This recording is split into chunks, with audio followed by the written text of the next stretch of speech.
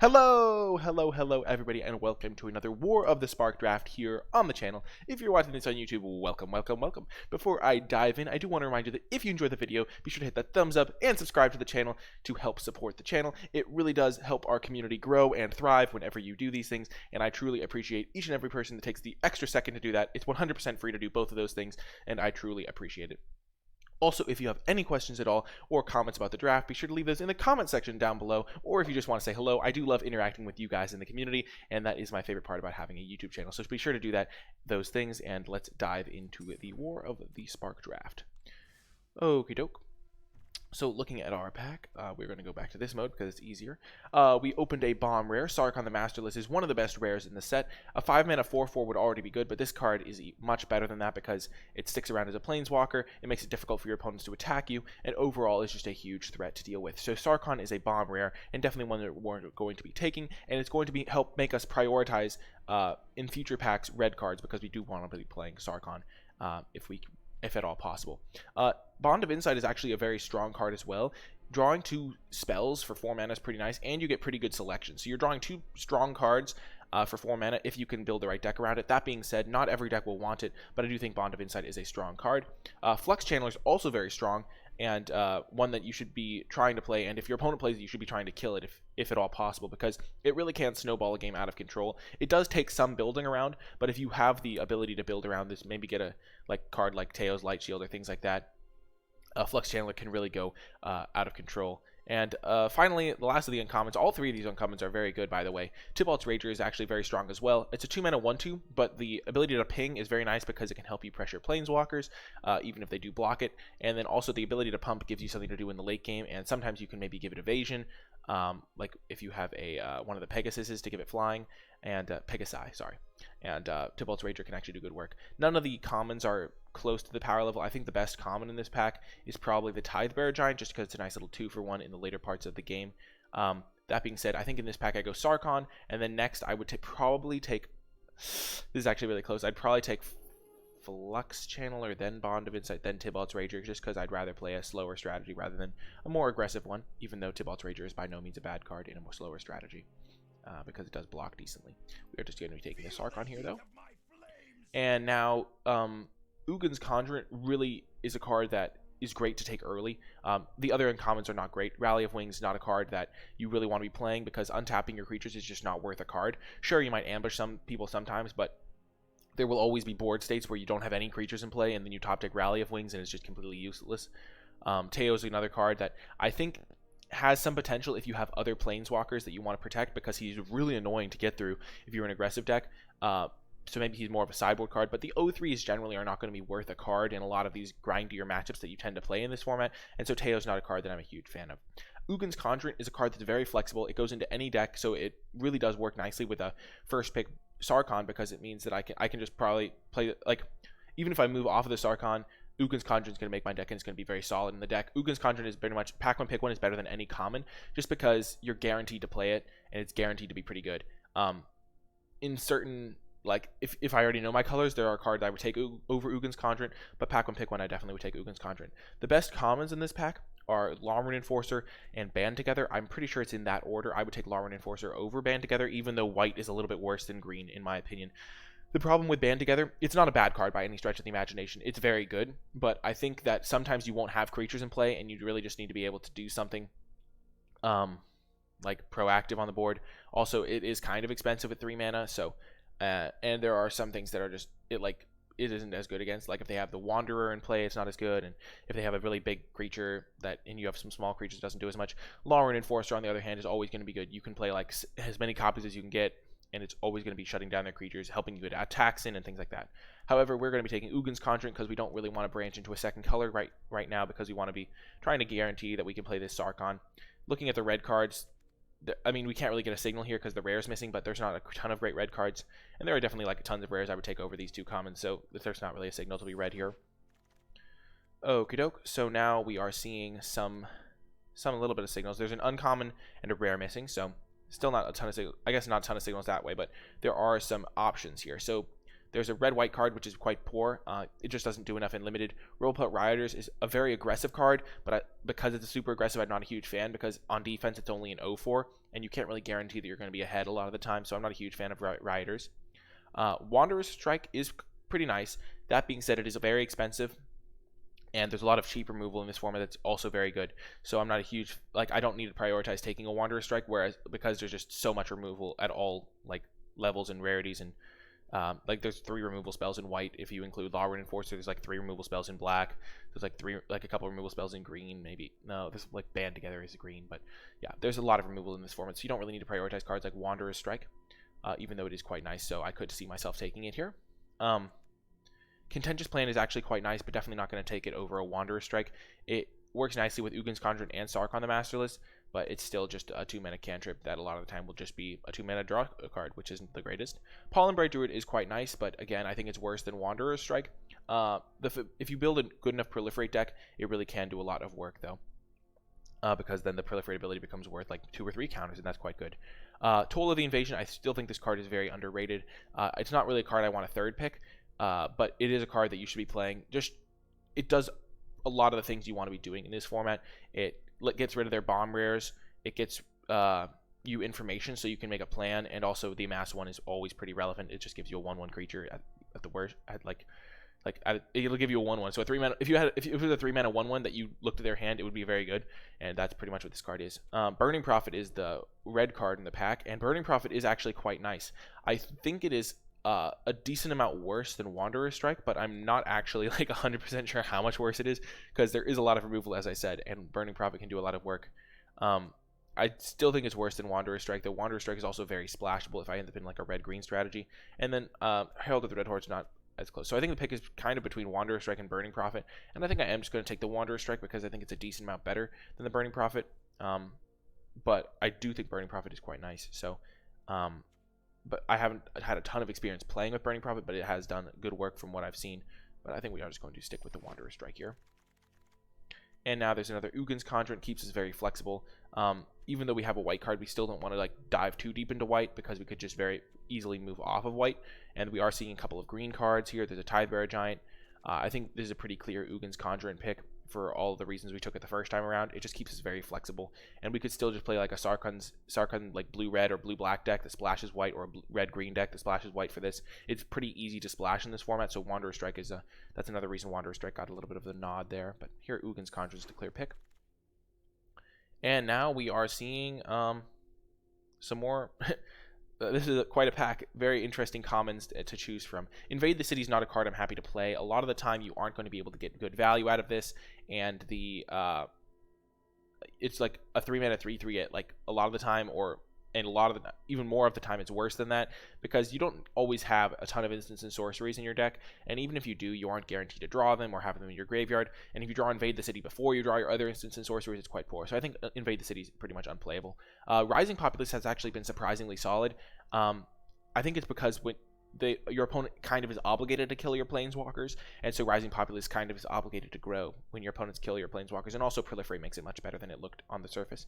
Relentless Advance is only really playable in blue-red spells, but I don't think I'm really in that direction right now, so I'm not going to try and force that archetype. No Escape is a fine card, but not really a card to bring me into blue.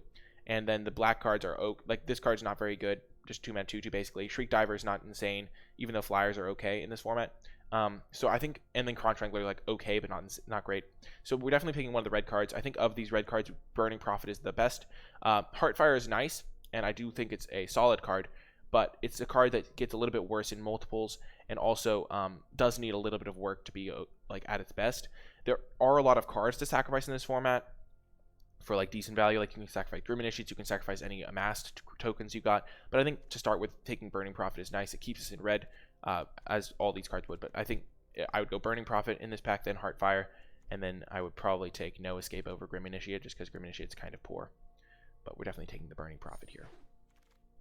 And another Ugin's Conjurant. We're definitely just Ugin's Conjurant tribal. It keeps us very flexible for our second color and is always just going to be a solid option. It does make proliferate cards even better though. So if we could get a contentious plan or Wander Strike is already in our deck, these proliferate cards are going to gain some value. I think Ugin's Conjurant is still the pick. Turret Ogre is okay, and we are looking like we're going to be playing red, but I think Ugin's Conjurant might just be better than Turret Ogre because of the flexibility it provides. In terms of when you can cast it, because it's like a 2-drop and a 3-drop and a 4-drop and a 5-drop and a 6-drop all at once. Centaur Nurturer is also a pretty strong card. I think in this pack I go Ugin's Conjurant, then Turret Ogre, and then Centaur Nurturer, just because I do want to stick to red, but then after that I could branch out into more powerful green cards. Important to note, Sarkhan's Catharsis is more playable than it looks. There are some aggressive decks that can just side in like 2 or 3 copies of Sarkhan's Catharsis for matchups that look like they're going to draw out, because there's not a ton of life gain in the format. So you can just have 3 of these in your deck, and then the board stalls and you cast 2 of these in a row and win the game. But we're just going to take another Conjurant. And now we get to a pretty weak pack. I think Goblin Assault team is pretty much unplayable. There's just enough Amass 1s running around that Goblin Assault team pretty much always just trades with a meaningless 1/1 or even like a 2-mana 1/3 a lot of the time, which is just a bad deal for your 4-drop. Chain Whip Cyclops is a card that has not impressed me either.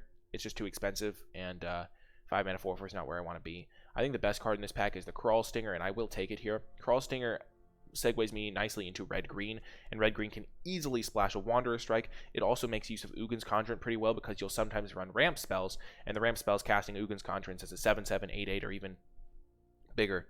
I guess I should have started lower, like 5/5, 6/6, or even a 7/7 is quite nice as well, as some upside for running those ramp spells. It gives you something to do in the late game. But Crawl Stinger, I think, is the best card in this pack by a decent margin. And then I think Teo's Light Shield's probably second place.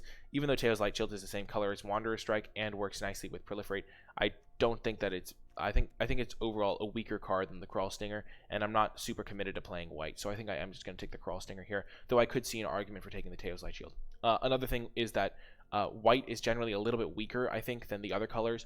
This is just a consensus thing that I've gotten from listening to people that I respect talking about limited, and also just kind of thinking about the way the white cards line up. And so I'd rather move myself into a color combination that doesn't heavily feature white. And splashing a Wanderer Strike is very easy to do in a red-green deck.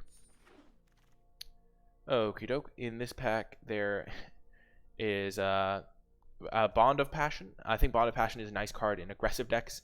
But it's not really a mid-rangey card, and my deck is looking more of like not really a beatdown deck.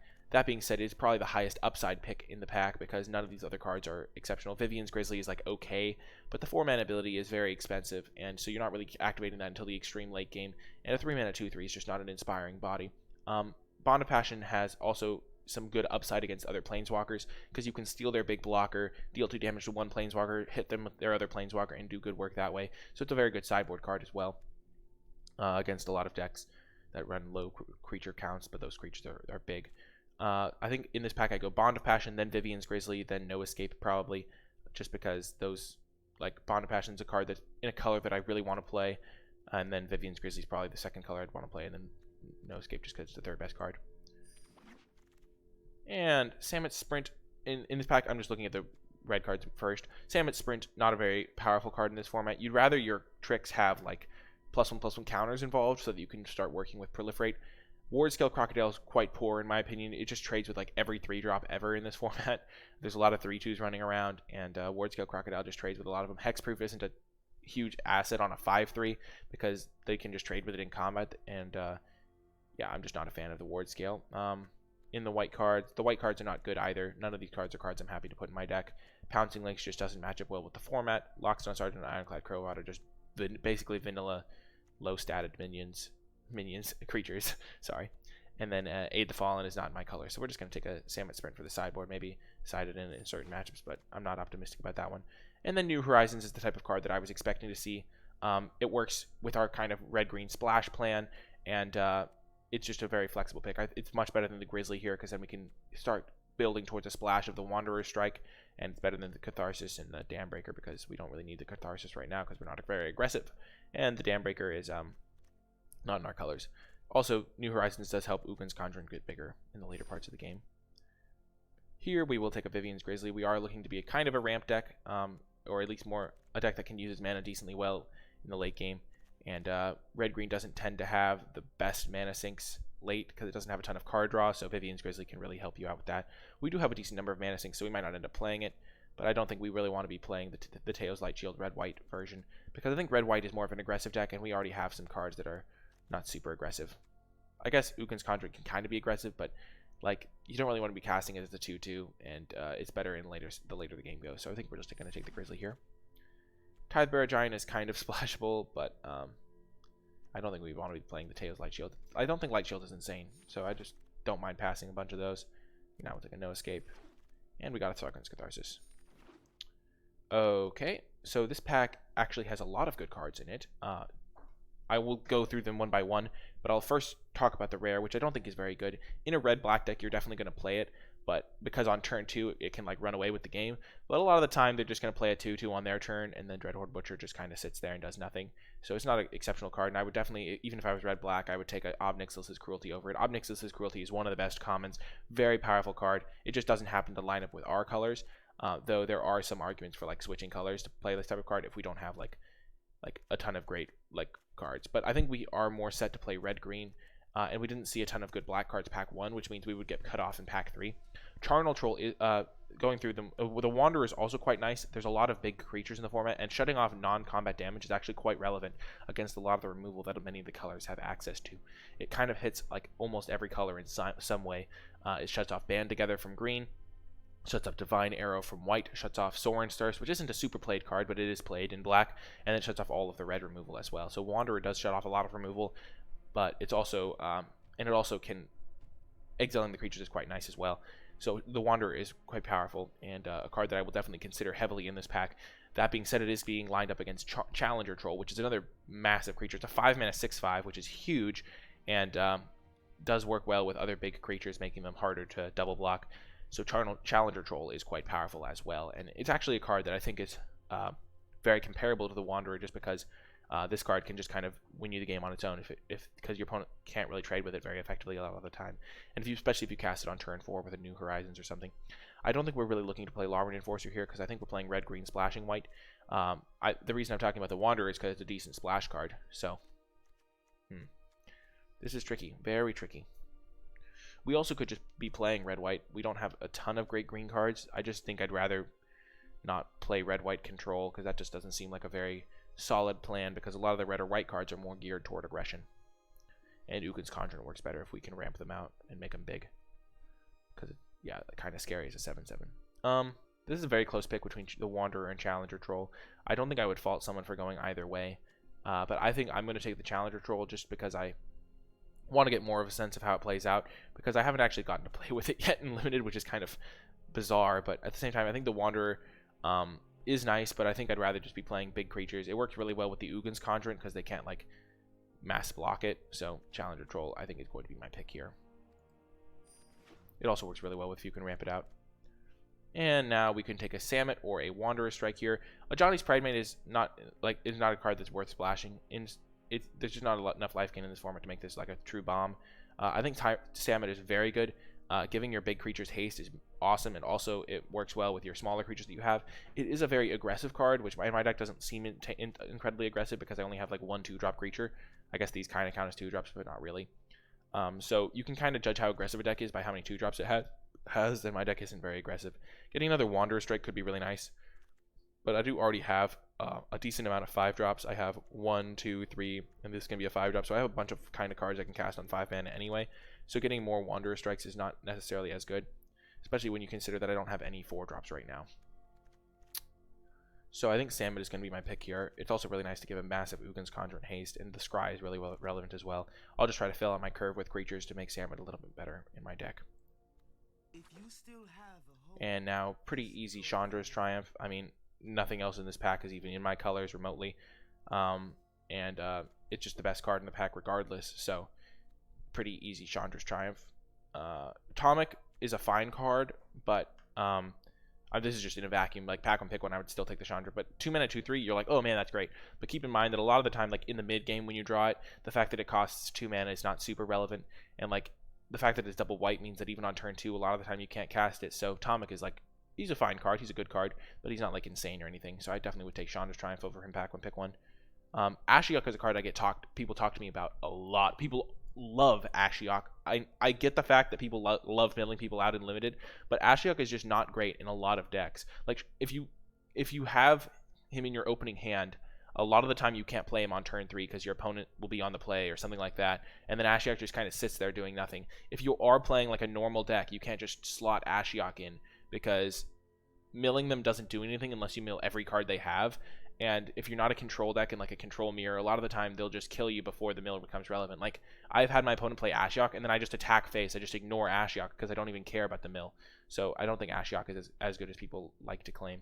Honor the Godfarer is quite nice as well. It works really well, especially in a more ramp-oriented deck, because you can discard your extra lands in the late game because you will have like more mana sources because you're playing cards like New Horizons and things like that, so you can flood out a little easier. So Honor the Godfarer is good in this type of deck, but Chandra's Triumph is just the best card, so happy to take it.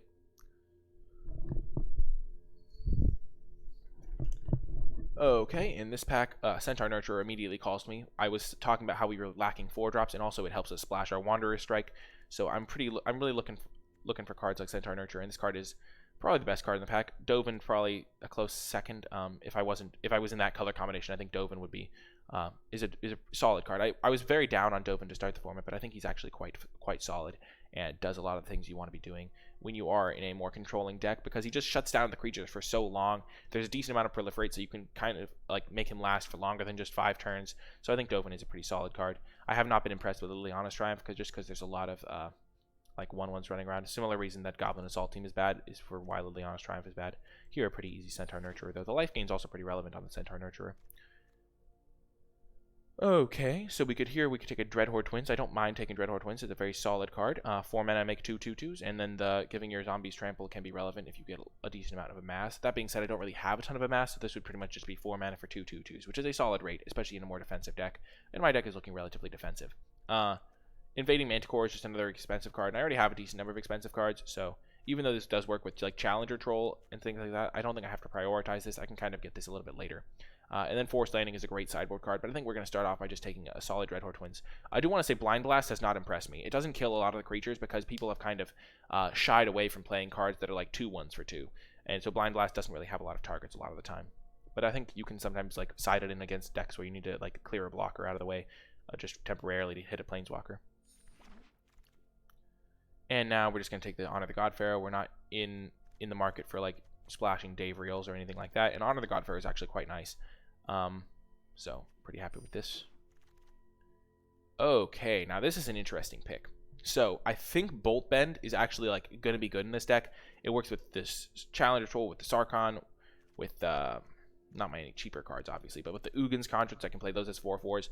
And then Turret Ogre is just like a solid card, but I think we're going to take the Bolt Bend as the higher upside card. And then Primordial Worm is a card that we could like consider in certain decks, but not in this deck because we already have 3 cards that can already be played as expensive big fatties, and so we don't really need Primordial Worm for that role. But I think Bolt Bend's actually going to be quite nice in this deck because we can play all these as 4 mana 4/4s and then use Bolt Bend with those. I think Turret Ogre would be a solid card to get because again we do need 4-drops, but I think Bolt Bend's just it's an uncommon. It's harder to get these, and you can generally pick up a Turret Ogre.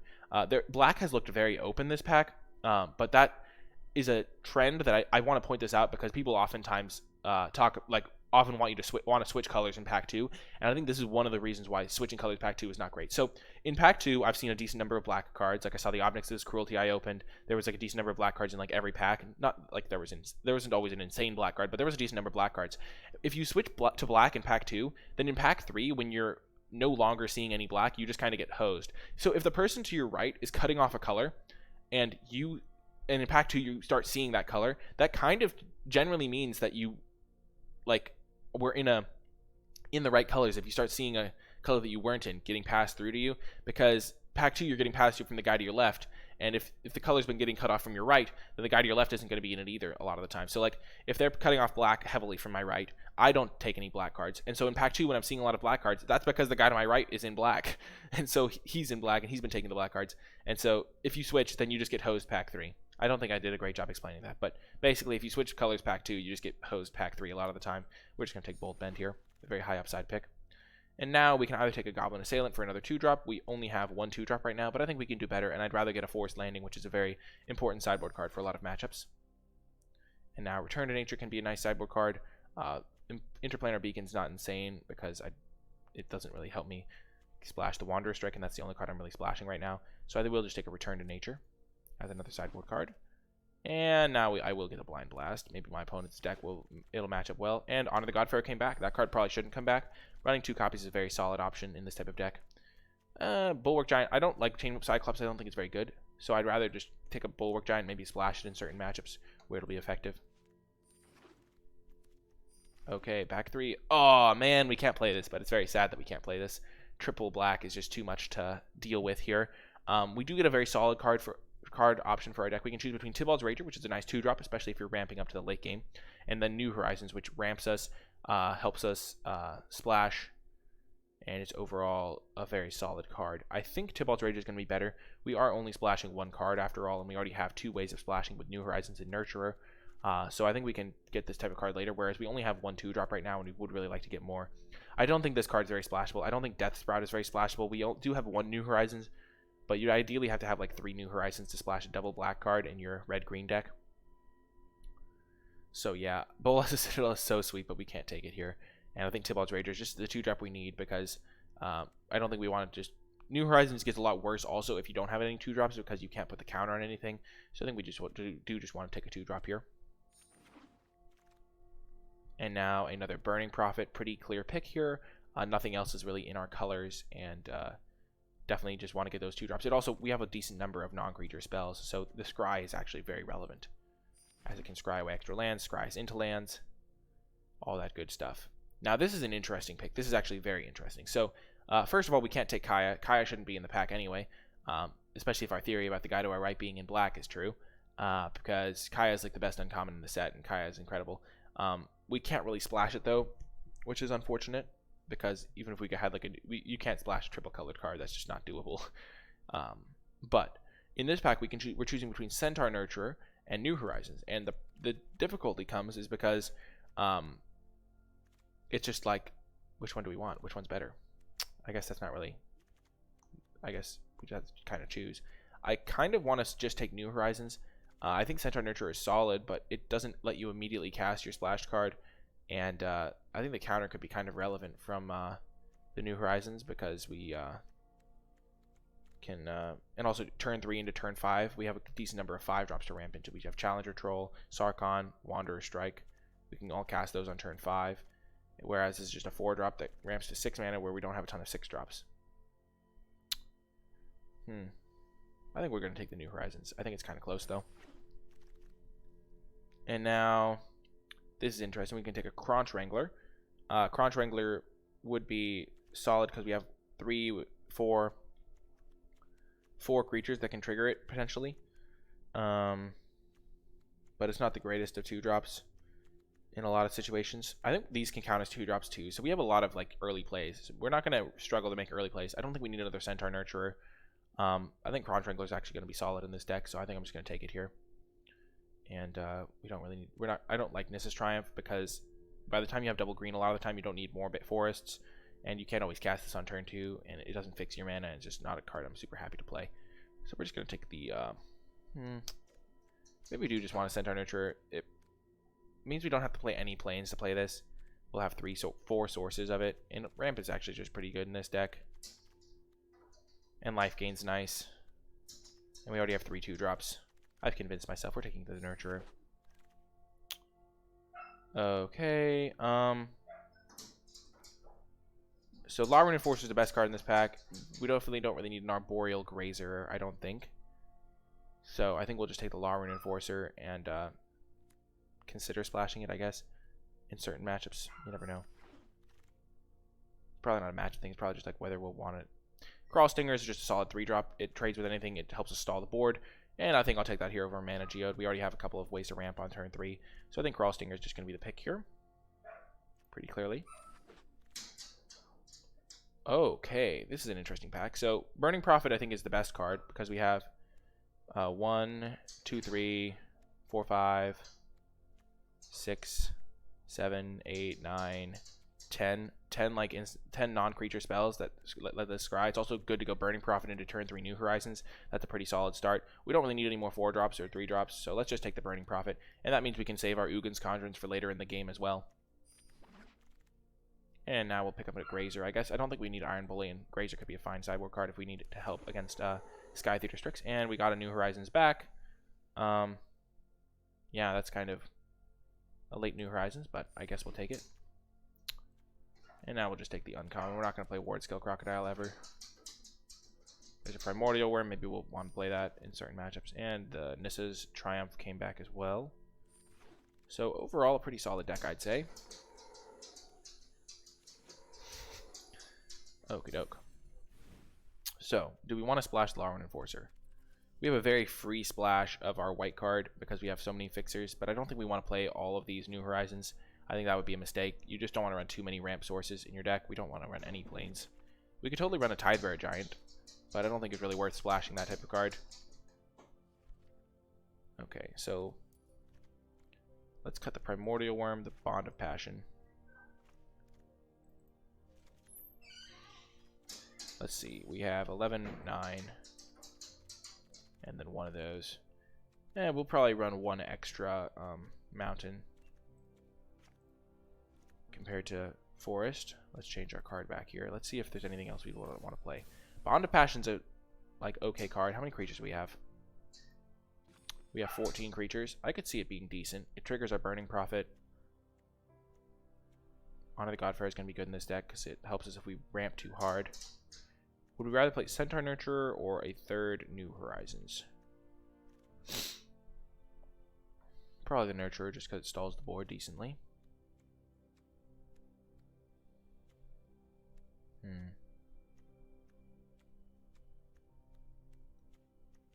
3 Ugin's Conjuring is great.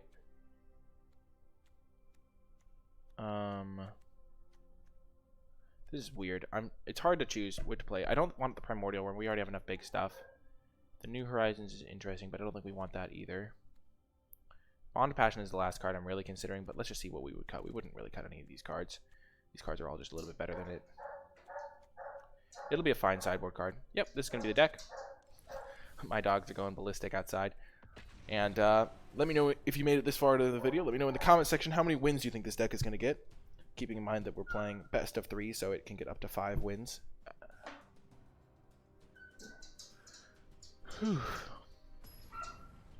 Yeah, you have to stay outside, Emma. Yeah. My dog is flipping out. Okay, so we lost the die roll. Not a huge deal. And we have our ideal start. Burning Prophet into New Horizons into Sarkhan.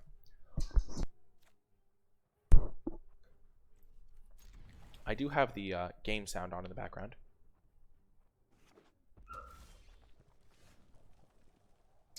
It might not be loud enough, but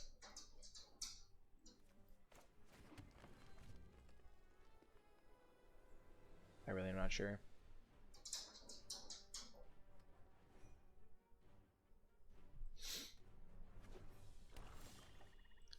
And now another ramp target. That's good. Bullpen's also a fine draw. Protects our dragon token from the Sarkhan.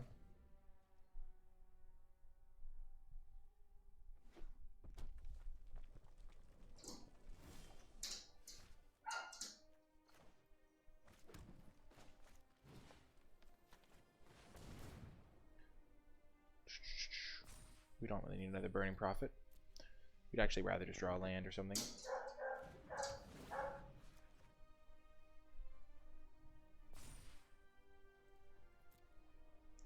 And we'll get in for 3. This is a pretty nice start for our deck. Burning Prophet as a 2/4 is a really nice blocker as well. And getting a turn 4 Sarkhan is really good.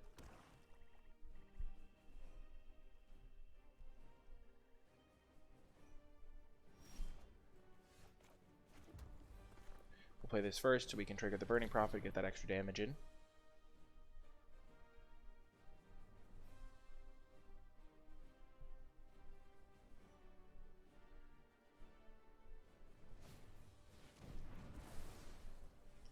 Okay, so do we want this? Probably. I mean, it's a spell. I think, now that I think about it, we probably want to just run New Horizons over the Centaur Nurturer just because we can cast turn 4 Sarkhan or turn 4 Challenger Troll, and both of those are very good. And Centaur Nurture just doesn't help us do that as well.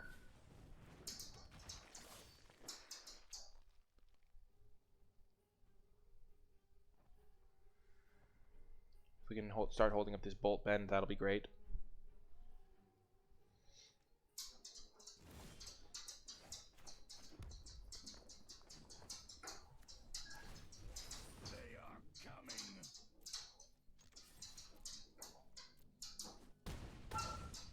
And now we will just cast our Stinger and hold up Bolt Bend and Chandra's Triumph. Because we don't want to cast Ugin's Conjure, because if we hold up 1 mana with that one, it looks very suspicious. We also don't really need it to win this game.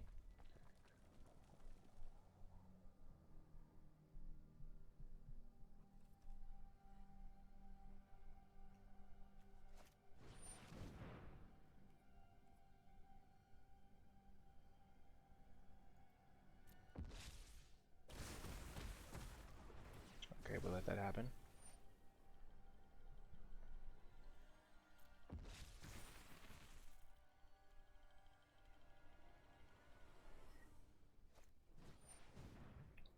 Sure. Let's just kill his army.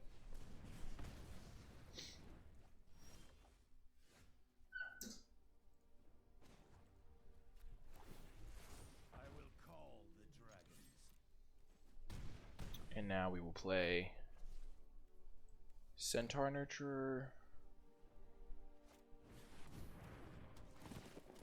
Ugin's Conjure as a 1/1. Just so we have the maximum amount of lethal threats.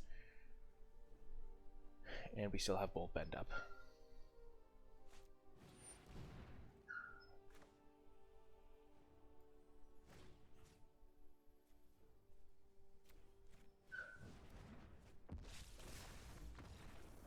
I guess that doesn't work at all. Because he still targets me. Because he can't change the target as his target opponent.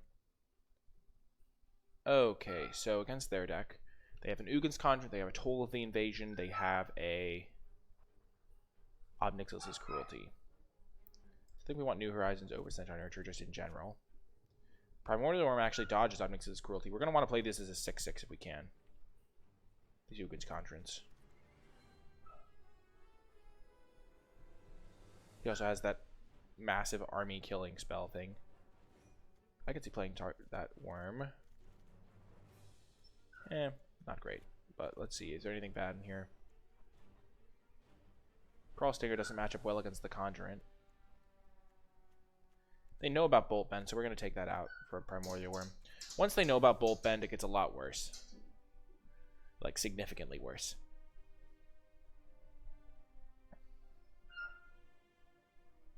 My dog is flipping out. I'm not allowed to let her in the house right now, though. It's kind of muddy outside.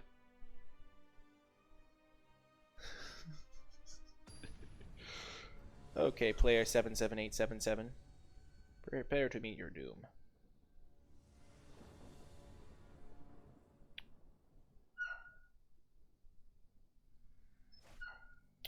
We're going to keep this hand. It has our best card in it, and we have 3 copies of New Horizons. So we have a decent chance of casting it on turn 4. That was not our best draw, but it's a big creature.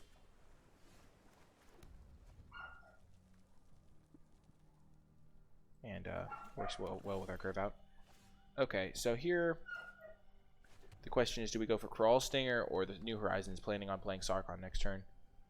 I think playing Sarkhan next turn is the highest upside play, so let's just go for that. Because then we can go Sarkhan into Primordial Worm. That's like the main reason we played the New Horizons, was so we can have Sarkhan on turn 4. Now that they have a counter up, though, I'm less certain.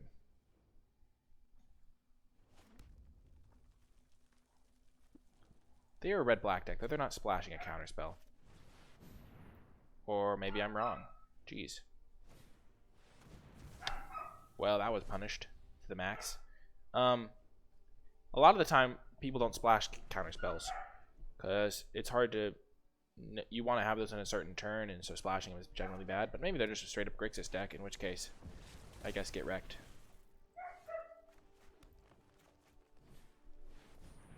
So this plays around the Ob-Nixilis' Cruelty and the army burn kill spell thing. Okay. Not cool, bro.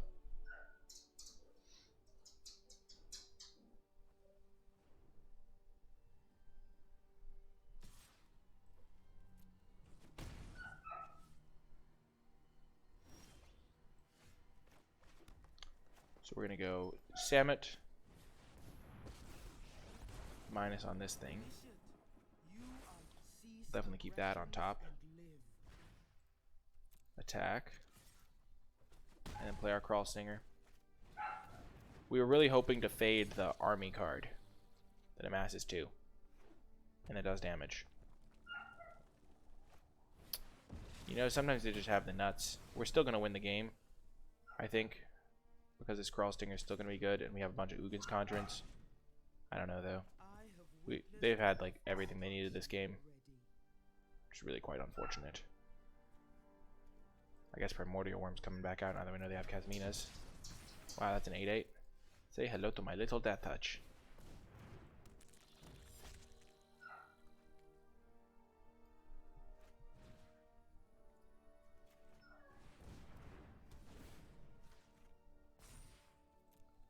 So, hopefully they don't have a removal spell, but judging by this guy's draw, he'll have everything he ever needs. Oh yeah, exact. Oh my gosh, this is just a catastrophe. I cannot believe this guy and his stupid... What a draw this guy had. He had literally everything. And it's got menace. Yeah, that's game. Wow. That has got to be one of the stupidest draws I've ever seen in terms of just like drawing literally everything you need ever. We'll bring back in Bolt Bend and cut a Primordial Worm. What did I accidentally add?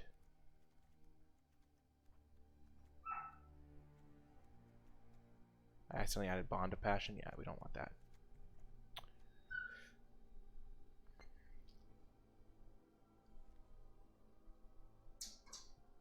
Okay.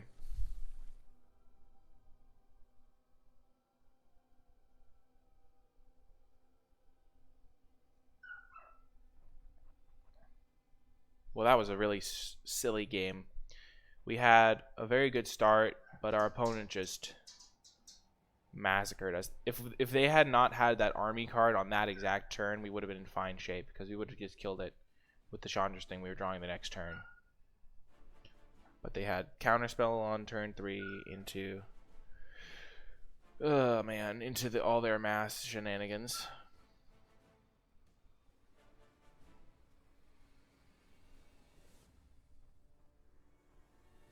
I guess they're just going super deep on amass, which doesn't match up well against our Death Touchers, but works really well with their army board wipe card.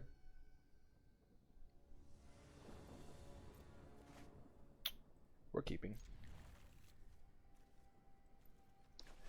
It's got our best card. It's got some mana fixing if we hit at 1 forest.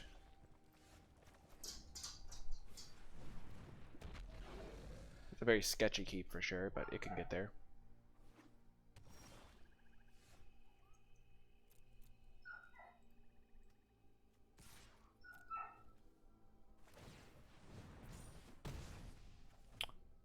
I'm feeling less optimistic now, but you know.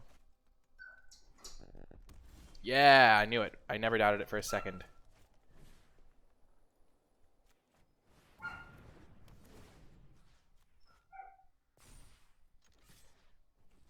Let's go. Yes. Now we can get Salmon into play.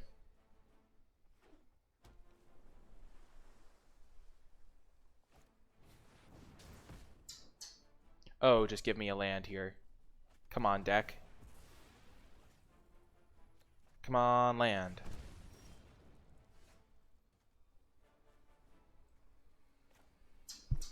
Let's just get our Salmon into play.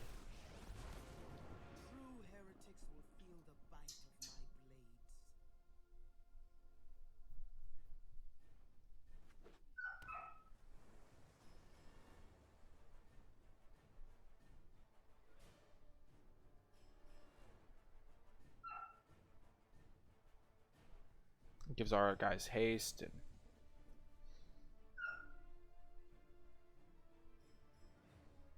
This is going to be pretty solid, I think. Sure, Relentless Advance.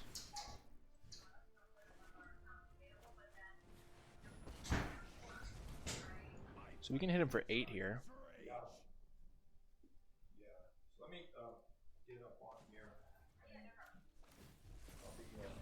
Nicolai, I'm going to be working in here. Okay, 1 second. Blades will always strike true.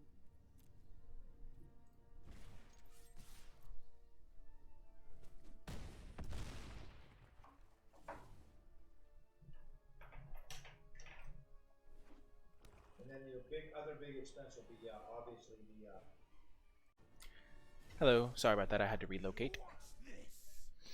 Whew, but we are in fine shape here.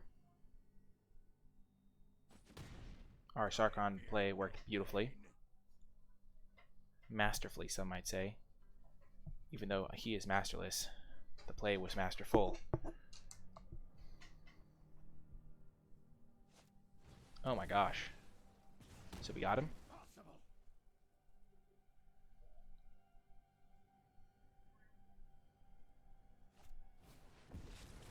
Perfect. GG, buddy.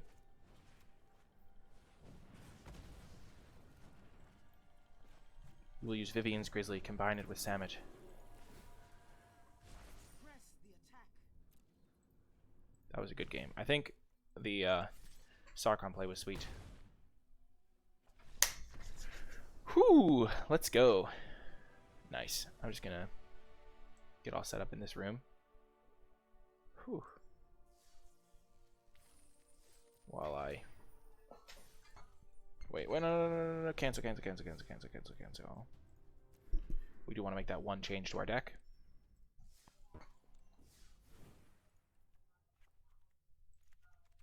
Okay, so we wanted to add that new Horizon. I'm just gonna go get my computer charger. I'll be right back.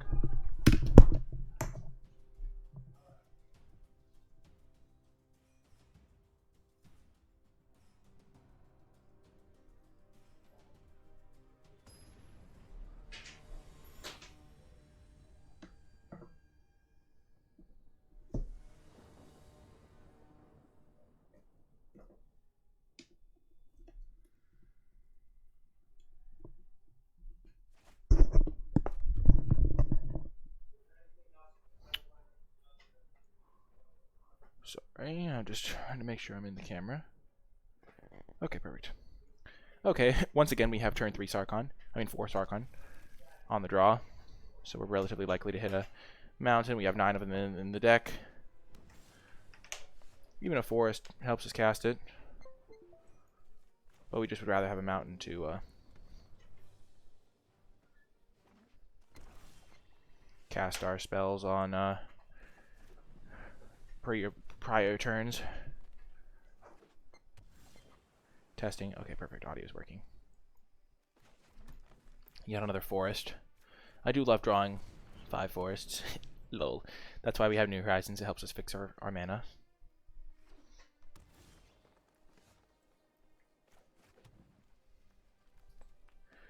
Let's get a defensive creature out first. So they don't have a counterspell. We can tell that because there was literal no pause there.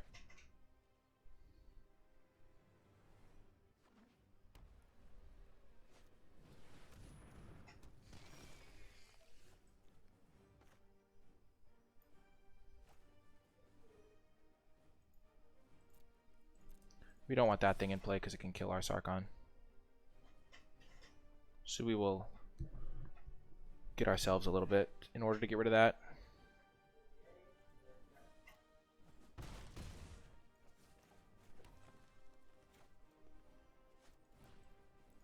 We'll play around Ob Nixilis' Cruelty. It looks like they're 5 colors.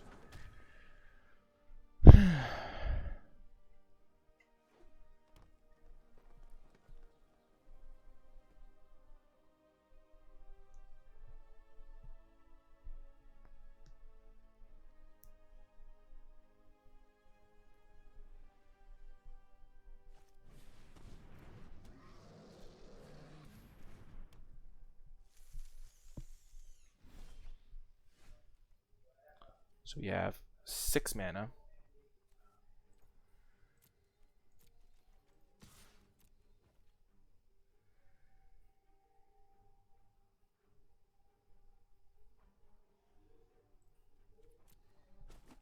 I really want to kill this.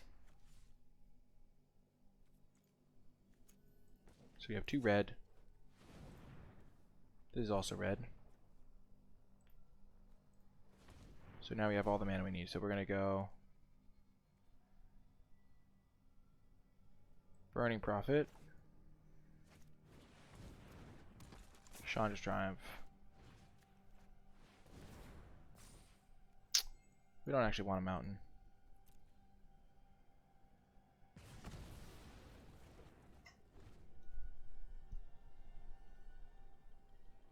And now next turn we can play Challenge Patrol, make this thing hard to block.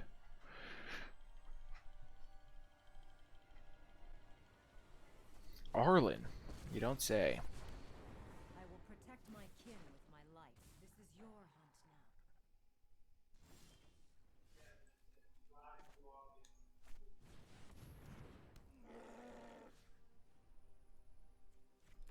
Let's attack Arlen.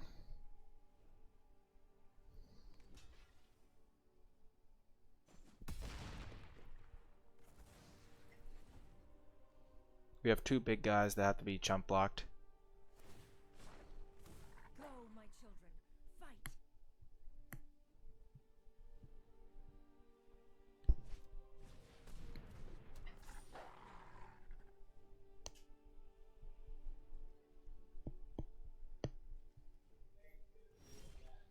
Ooh. That was a really good draw. Because now this thing can attack. And this is 6/6 again.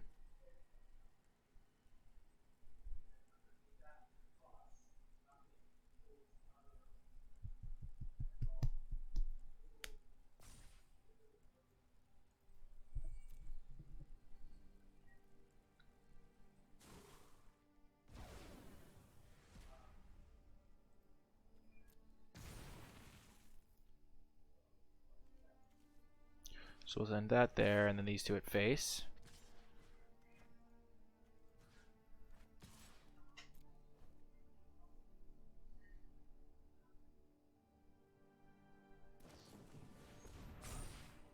Unfortunate. Rats.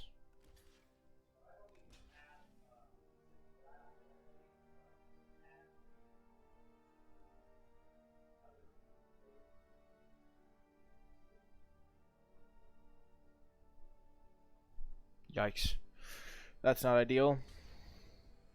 Wow, they're chumping with their wolf. That's actually quite good for me. Well, next turn I'll play my Sarkon. Let nature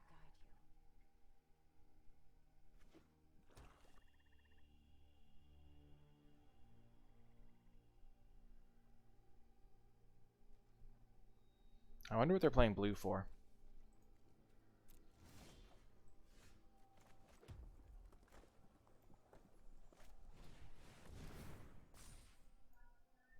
You don't really want that. We can be very selective because we have these double 2 copies of this.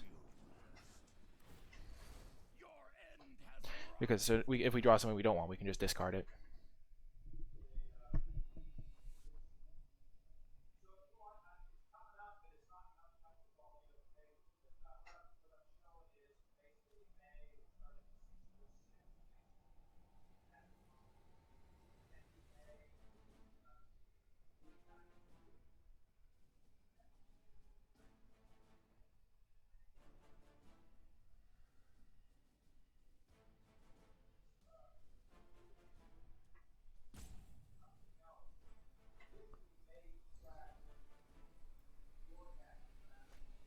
Okay.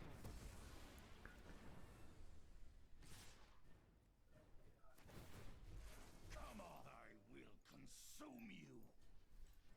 So we're going to block like that.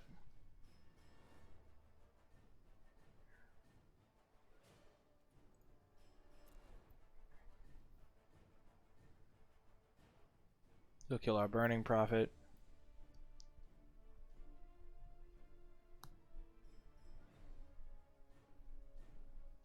Protecting Sarkon is definitely worth it, though.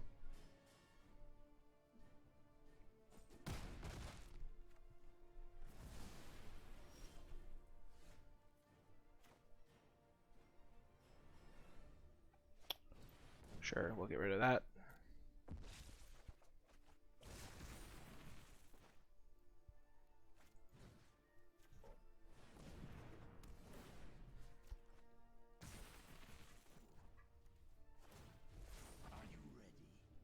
We're just going to kill Arlen in case they have Proliferate, because we don't want them to make another 3-3. That'd be kind of bad for us.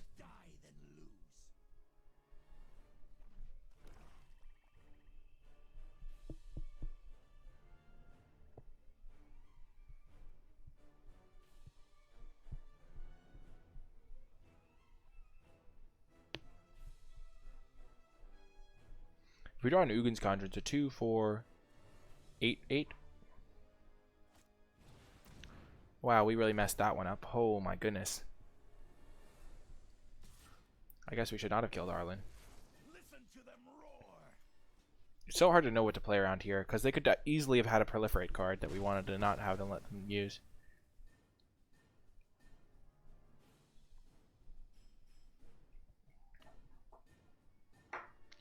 But now we just gave them 3 more wolves.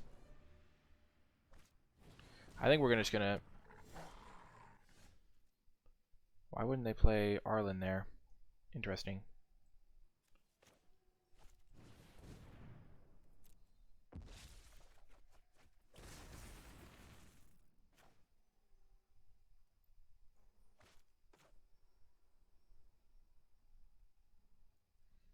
So we're going to play the Crawl Stinger plus the Crawl Stinger.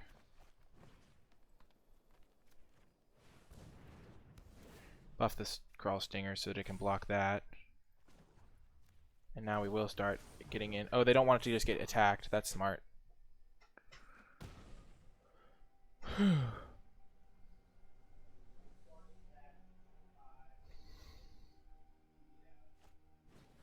Sure.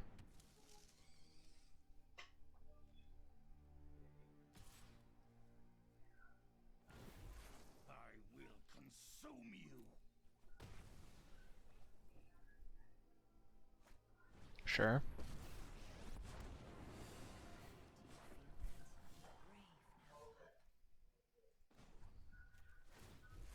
Might demands power. So they'll jump with the Snare Spinner. Oh no, they won't. Well, we have a lot of mana for this thing. Oh yes, we'll take action. I think we got this.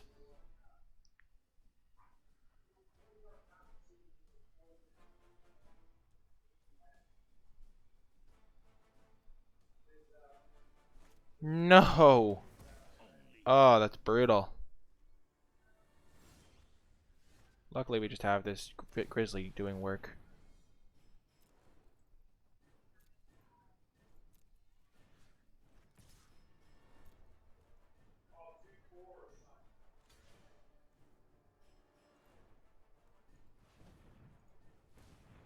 So we get to snipe this and kill the Arlen.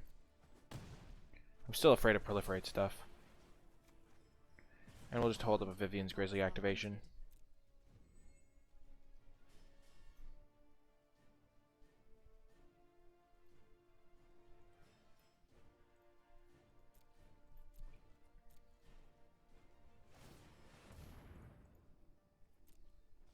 Oh, there we go. 4, 5, 6, 7, 8, 9, 10.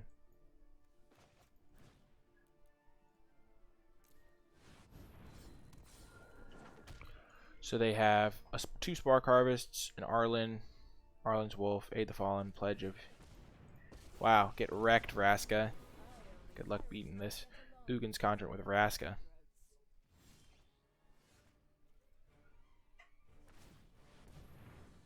That's a good draw.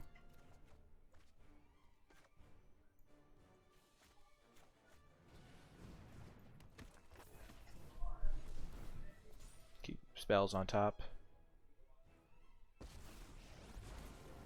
Initiate, you are not worthy. You are blind to the truth. Combat. They have to jump this. They probably want to block that. And then we'll just attack with those 2.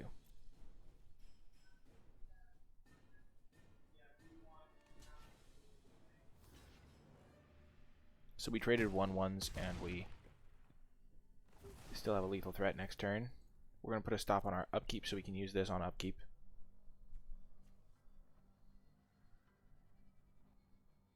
Boom! And we get the W. Whew. Yikes. Okay, so we don't want to kill their creatures. They're planeswalkers. We'd rather have them sit around. We'll play Bond of Passion, because Bond of Passion can kill their planeswalkers pretty nicely.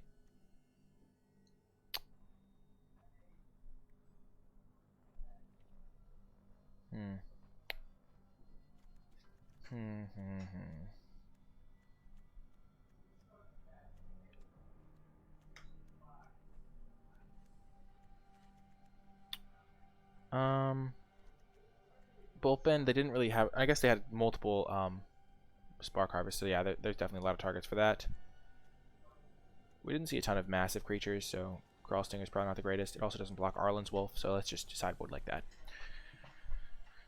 Whew.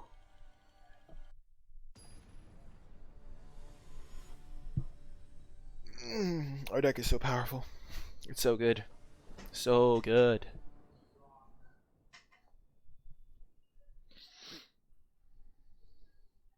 Okay, we'll keep this hand. We have an Honor the Godfather to get rid of these extra lands, and we've drawn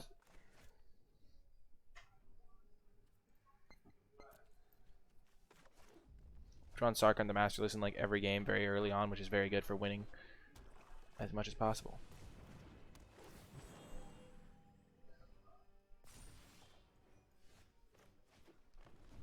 We'll just play the Grizzly to shut down the Pollenbright Druid.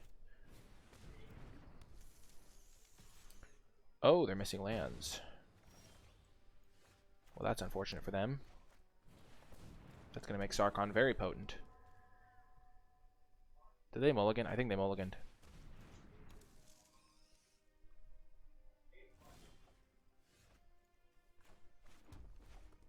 We'll get rid of a forest.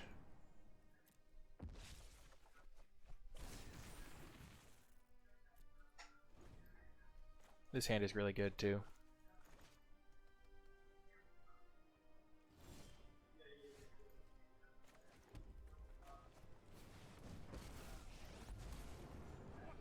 They might have a Spark Harvest, in which case they'll just sacrifice one of their guys, 2 for 1 themselves, to kill the Sarkhan. They have 2 Spark Harvests. We know that part.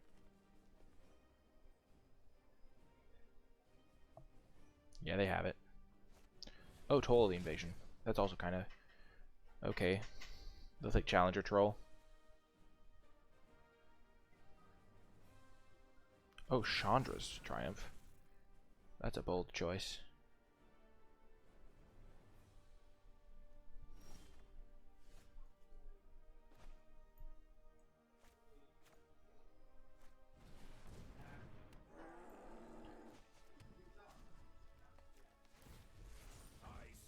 Because now the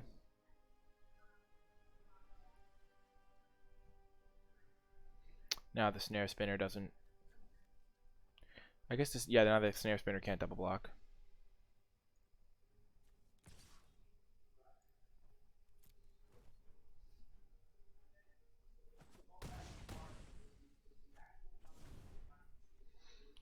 I think we're in good shape here. They got mana screwed really bad this game.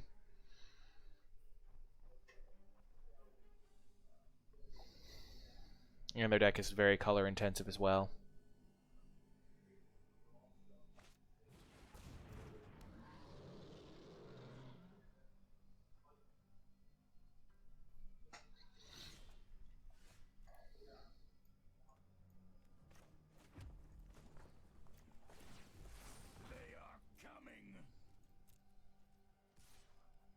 Let's get our 2 dragons in there.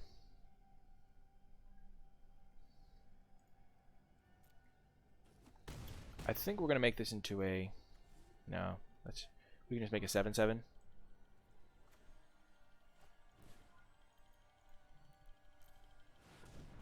And the next turn we can activate this twice.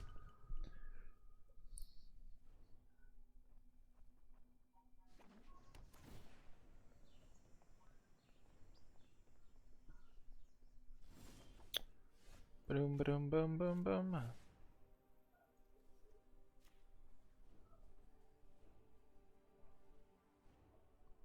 Okay, and then let's kill this thing.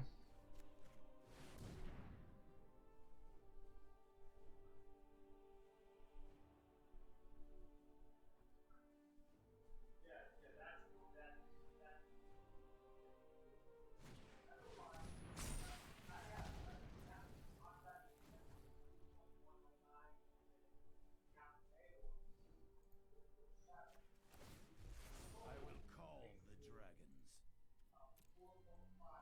That was a little annoying. I should have done face.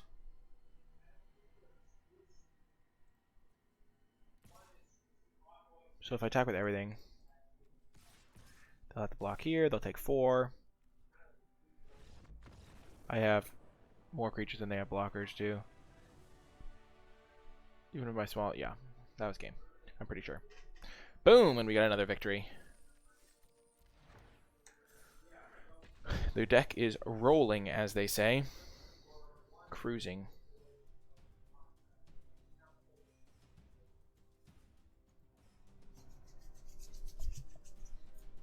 It's going swimmingly. I really like this deck. It's quite strong. Yeah. I think it's better than red-white control would have been. MPJ. Let's play first. And let's keep this hand. This hand is good. Burning Prophet's our best 2-drop.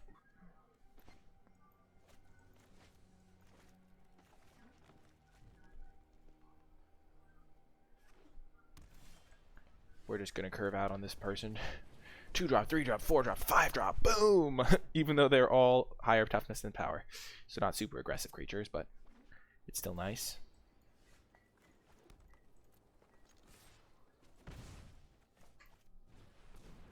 I'm hoping we can draw a... Oh, I guess we can just play the challenge roll off of our Centaur Nurturer, so we don't even need a land.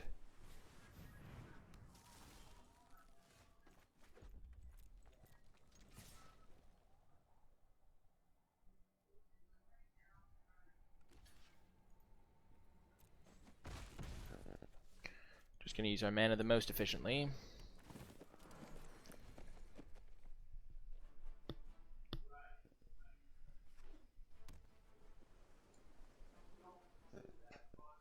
Oh gosh, the Crowvod.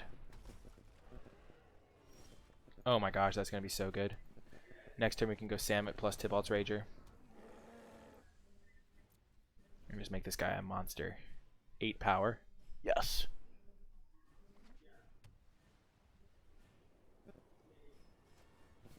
Aww.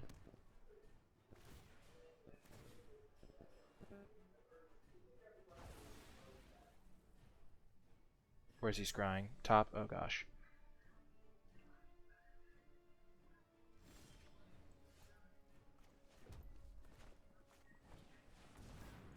We don't want that land. True heretics will feel the bite of my blade. Do we want to just activate this to scry? No. I think we're going to just start using Vivian's Grizzly. But Samet plus Tybalt's Rager can get some attacks in, kill the Crowvod off.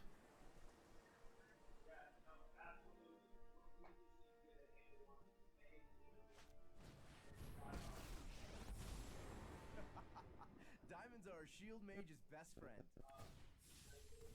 I'll block them off.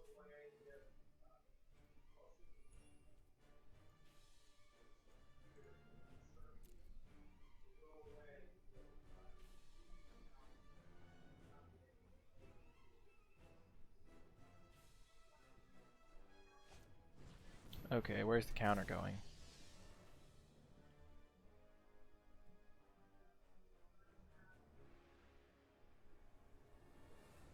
Probably onto itself?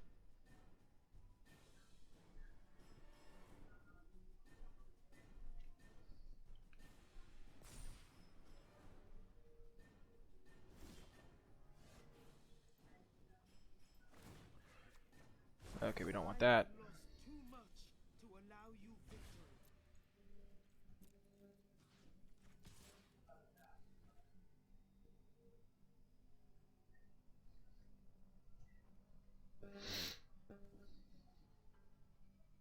We'll attack this because it represents an extra blocker and stuff. We'd rather kill the Teo than kill a... do some random face damage. Okay, sure. We're just gonna hold up. We're just gonna activate Grizzly this turn because, first of all, like all of our best cards are hittable with Grizzly anyway, pretty much, except like Chandra's Triumph. And also, if we draw a land, we can just go Grizzly and Dreadhorde Twins activation, and yeah.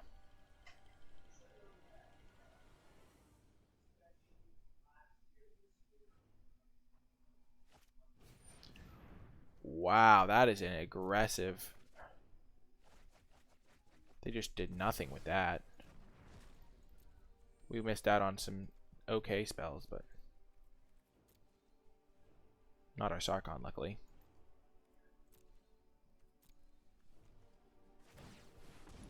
Yes, I'll draw Sarkon. Nice! Oh, my opponent just fed me it right off the bat. Okay, perfect.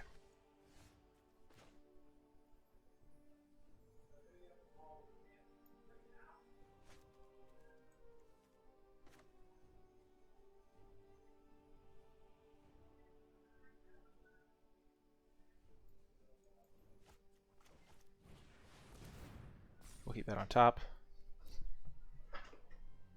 And we want to make a dragon. No sword can pierce my scales.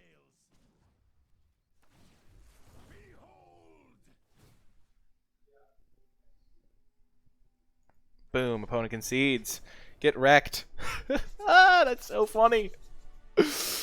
They're a Walls/Huatley deck. So, this card could be okay. They played a 1/4, a 2/5, so they're definitely a kind of just a Huatley deck.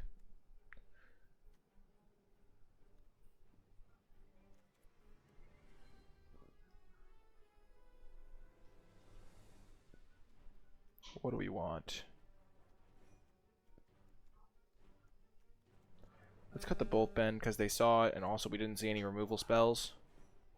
And we'll add in either Catharsis or Bond of Passion. What's in Bond of Passion? It could maybe help us kill their Huatley. Though I guess the 2 damage didn't kill any of the cards we saw, so maybe that's bad. We might have just been better bringing in the 6 mana 7/6. We'll keep. It's very good to have a deck like this where you can keep such a wide variety of hands, because I don't think we've had to mulligan a single time, and that's because we have 2 Honor the God Pharaohs and a lot of like mana ramps, so we don't like get flooded or color screwed very easily. Okay, yeah, definitely the Bond of Passion was a bad sideboard card. But Crawl Stinger is going to be a house in this matchup. In this matchup, the Crawl Stinger is going to be a fearsome adversary.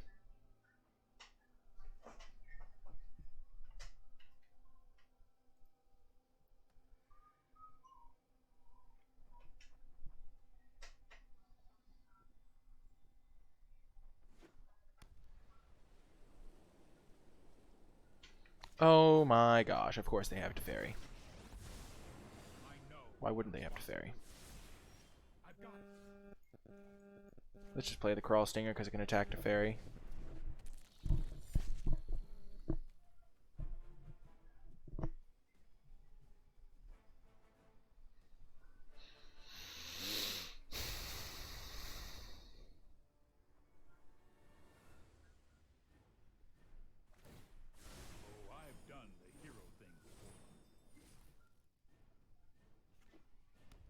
Wall of Runes isn't actually that good with Huatley because it can't attack. It's just a big blocker.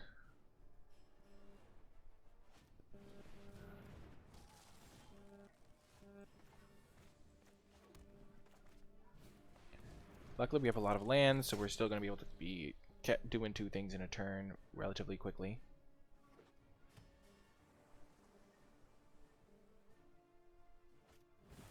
Jeez. That's an aggressive Wanderer Strike, if I do say so myself. No, I am not making this up as I go. I guess they can get it back, so they're not as worried. This is really bad for me. this Teferi. Turn 3 Teferi on the play, of course. My arch nemesis from Constructed rears his head in draft.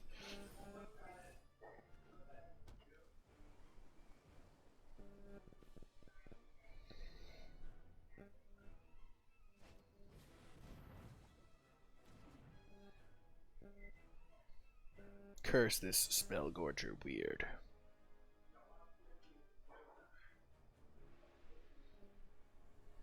Oh my gosh. This is a nightmare.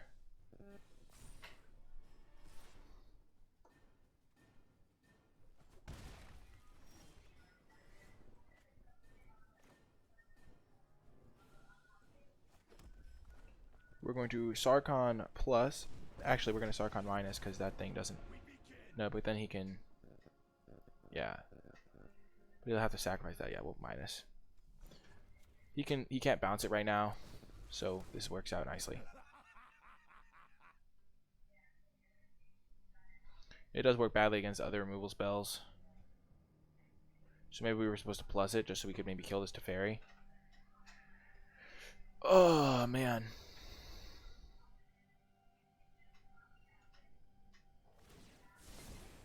Don't worry, I got this.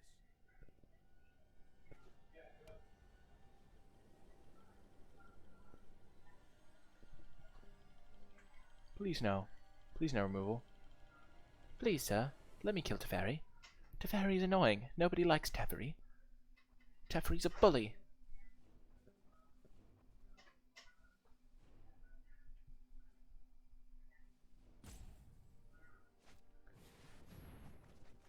Oh my gosh, what did he mill?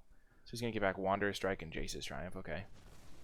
And he milled my Bond of Passion horrible sideboard card, thank goodness. Thank you, opponent. Oh, Teferi is so dead. And he milled his own Watley, which is funny.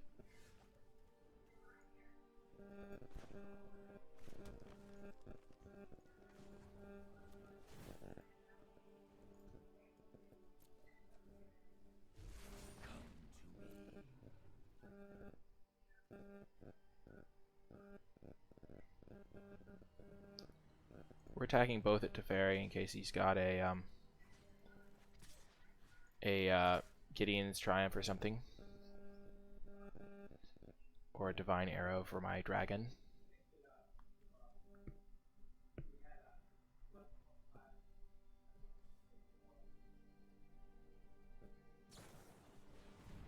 Only time will tell. We're just gonna play Nurturer and Stinger. If he did have Divine Arrow, I think he kills this if this dies as a creature. 4/4 red dragon creature and gains flying. Yeah, it doesn't have indestructible or anything.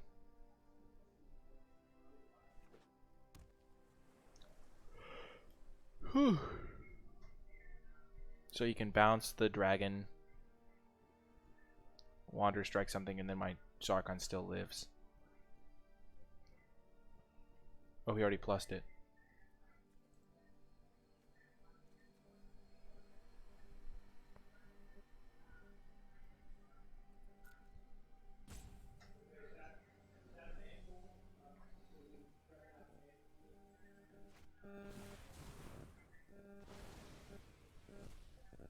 Whoa.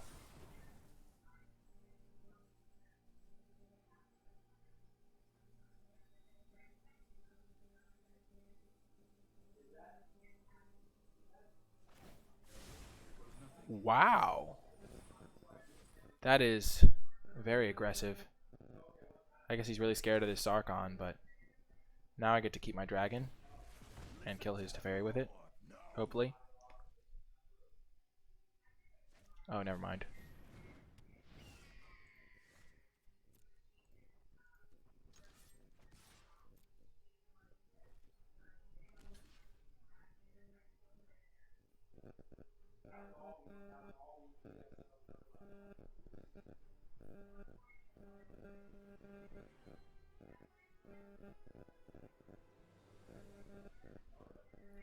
We're just going to save the Godfair. There's no reason to be super aggressive with it. There's no need to be aggressive. Just going to get our Grizzly and Nurturer into play. This Teferi has been around for like 15 turns. It's so annoying.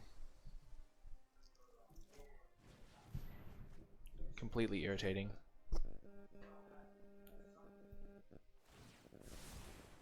I'll protect you.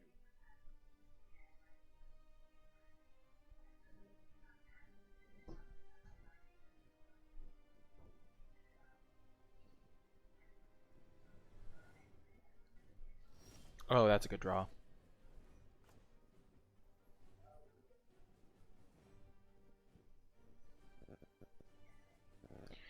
Actually, let's take it slow. Let's just try and kill this Teferi, see if it works.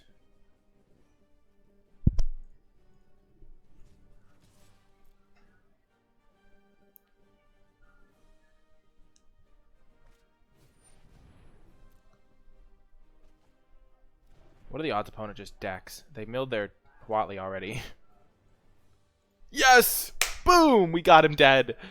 Die, Teferi. Oh, I'm so proud. Really should have seen that coming. We're going to get rid of a New Horizons.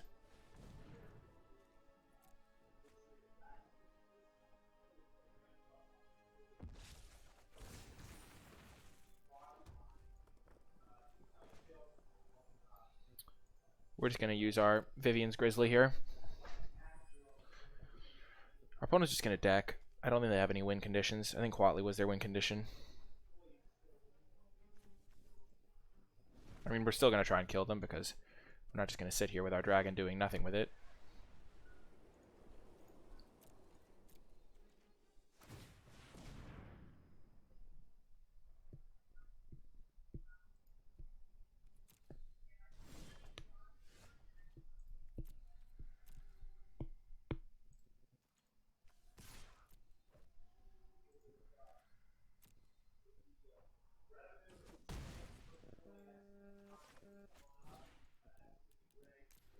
Let's just try to get a big Ugin's Conjurant in.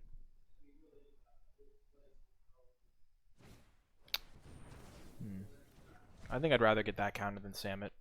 Oh gosh, they put it on top. What does that mean? Also, now we know they have the counter spell, so Spellgorger Beard represents another counter. Prison Realm on my dragon.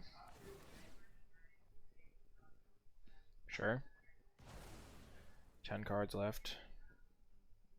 And I put it on top again.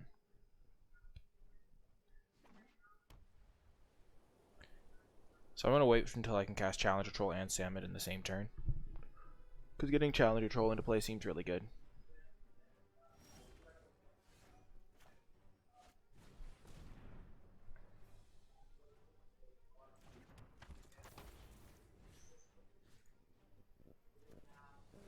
So I think I want to put the counter onto the Burning Prophet. Tybalt's Rage is a fine draw.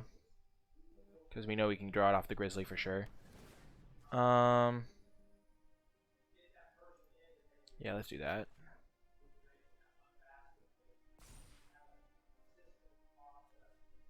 Oh, I guess I did have enough mana to do both. I forgot about the Nurturer.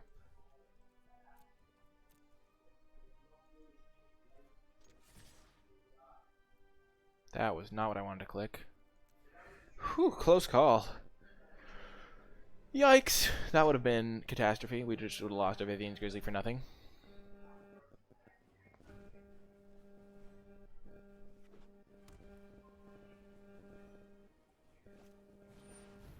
Yikes. That's more no escapes.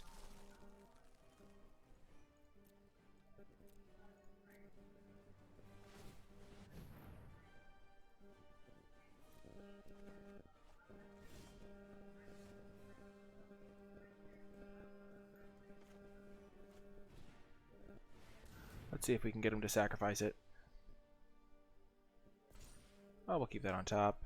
It has some utility.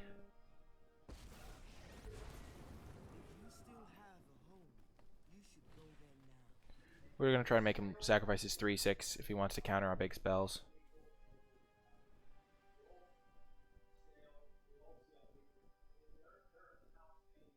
Yeah, there he goes. Yep. So we basically traded this for a 3/6. But also the 3/6 was going to trade for it anyway at some point.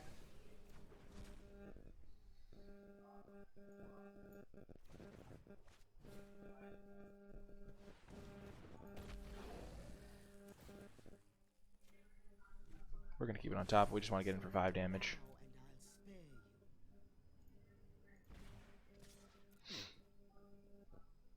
Now that he doesn't have a 3/6, this card gets way scarier for him. MPJ is now living in a Samet world.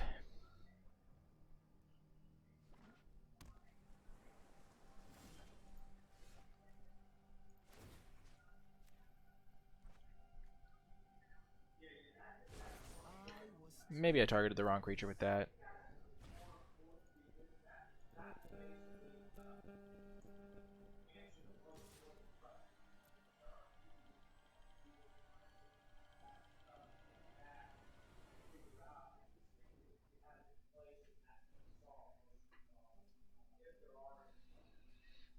Oh, I can kill him if he doesn't have anything.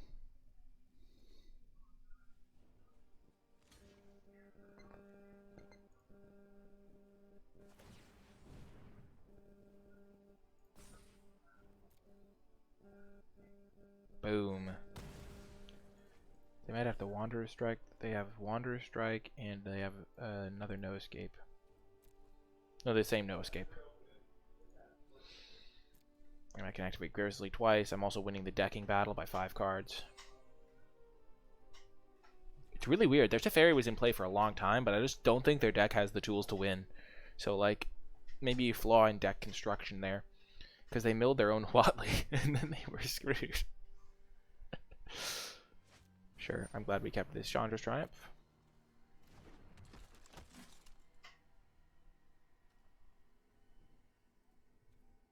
Keep in mind they can get back to Fairy's Time Twist.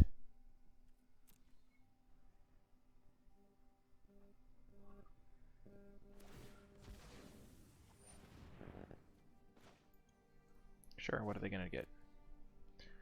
I kind of want to cast this on my turn so that this game gets buffed.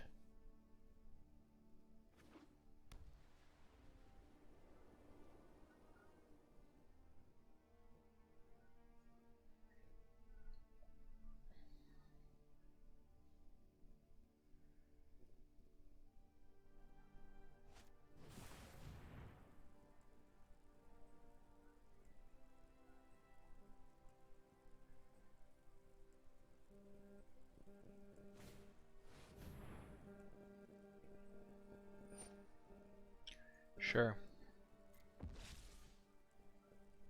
That's why Crush Descent is bad. This is how you end up using it.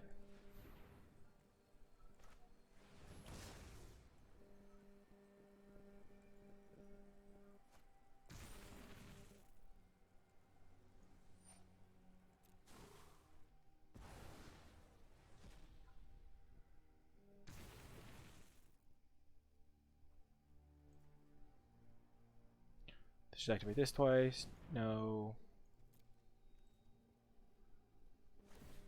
Yes.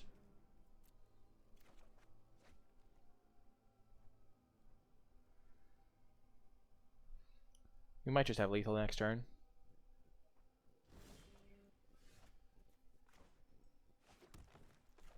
Burning Prophet. And then we'll get to scry twice.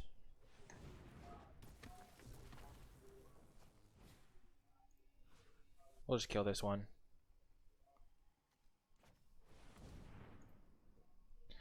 They can keep the 3/3.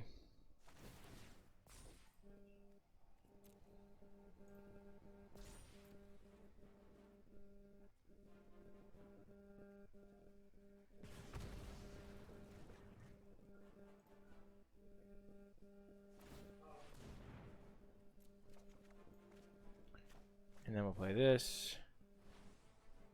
And we will minus on this guy. Your lies will not go unpunished. If they block this guy and this guy, they still take 8. No, we'll just attack with these two.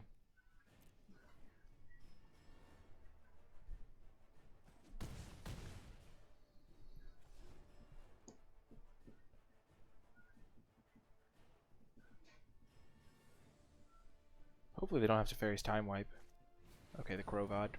Yeah, they're just dead.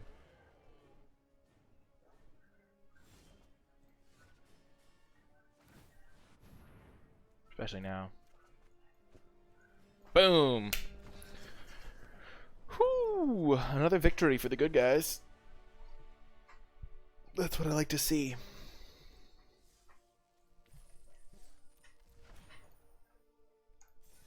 Three wins and climbing.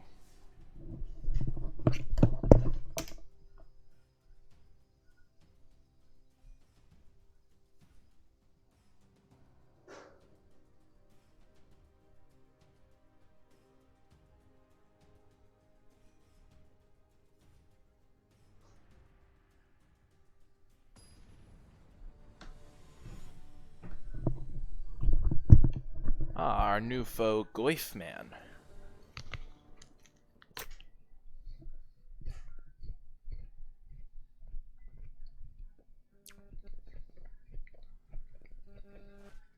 Another great hand.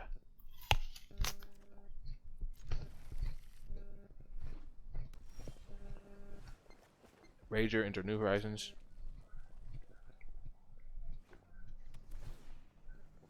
And now 2 Honor the God Pharaohs.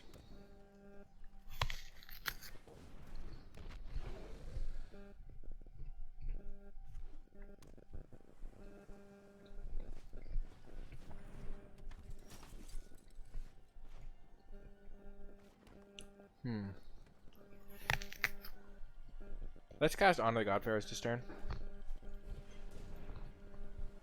Pitching our other Honor the God Pharaohs so we can make sure we hit our lands.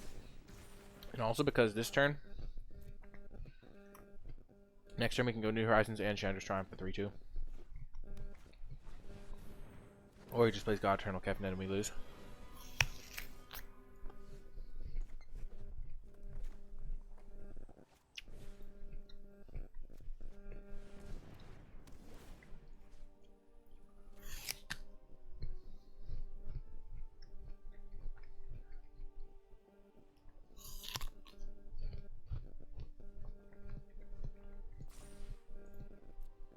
It was a fun game.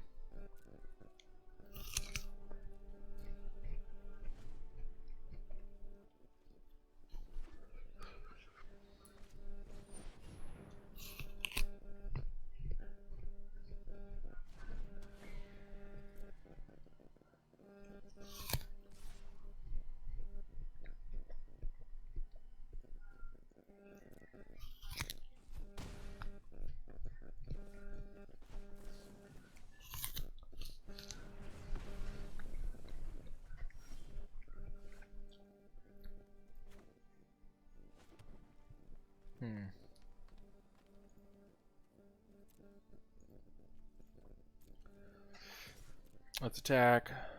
Pump once. Play our Centaur Nurturer.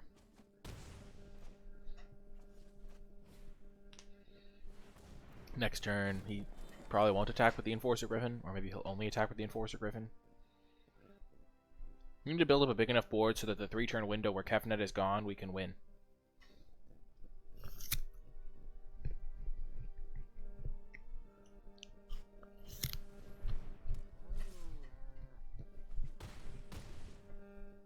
Our opponent's getting needlessly aggressive here, it looks like.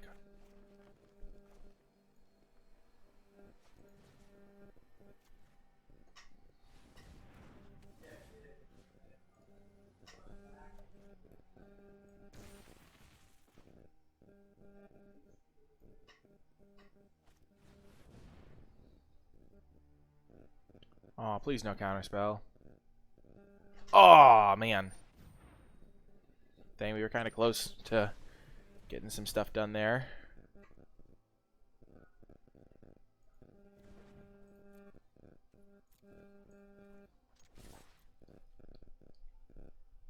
Dang, if that had gotten into play.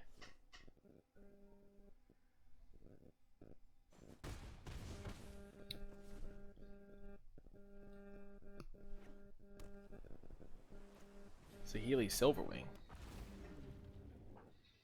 Oh dear.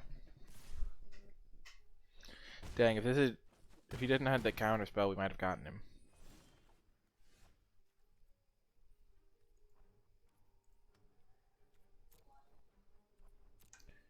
Just eat the tutu, buddy.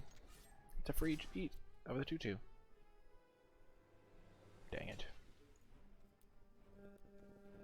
Well, that was a fun game. Interactive and definitely winnable. Not. At least we have an answer to Kefnet. Heck yeah, forced landing. Heck yes. We'll cut our bolt bend for it, and Bond of Passion maybe. Yeah, let's try Bond of Passion over one of the over Centaur Nurturer.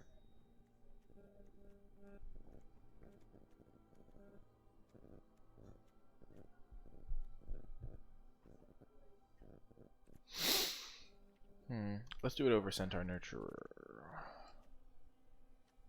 Actually, over Dreadhorde Twins. The 3 life could help us in a race. Whereas the Dreadhorde Twins just kind of blanked by us, a Healy Silverwing. We will play first, and we will keep this hand.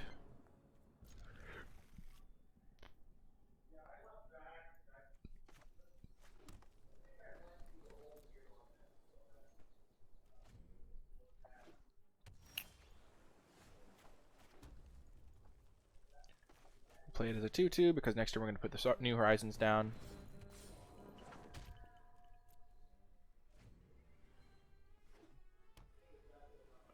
Strix, okay.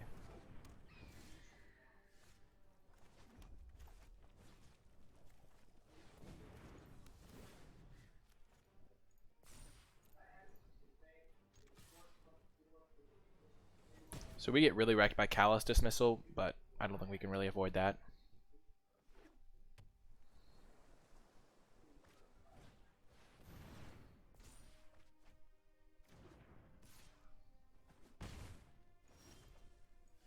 Let's go, Sargon. And this is a type of game that we could totally beat a Kefnet if you played it. I hope he plays it just so he can get his Kefnets out of his system. Because next time we're playing a 6/6 Conjurant or Wanderer striking his Kefnet.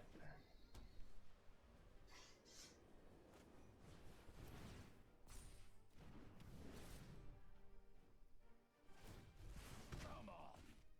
The dragon does not lose.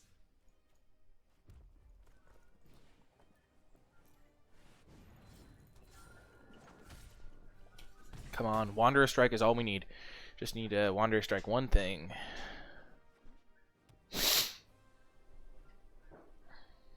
Yes! Yes!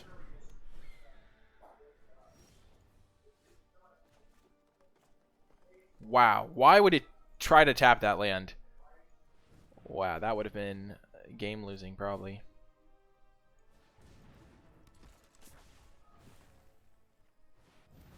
Yes, we'll keep that on top. Boom! An opponent concedes. Let's go! Into game 3 against this noxious foe.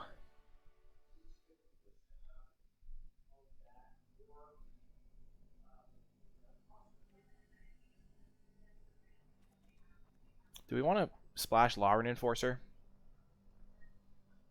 That kind of deals with Kefnet. I think that's probably smart.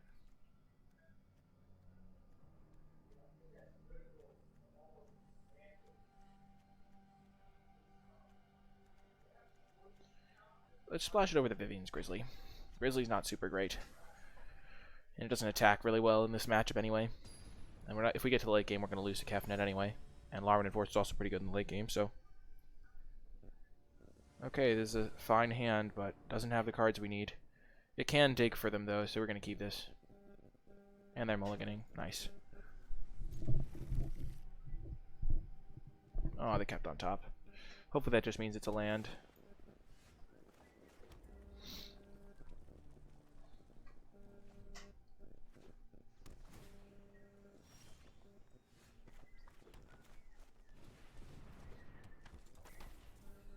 So we're going to go third turn New Horizons, then play a 5/5. Narset, sure. Yes! Oh, we wrecked him. Oh my gosh, we're going to win.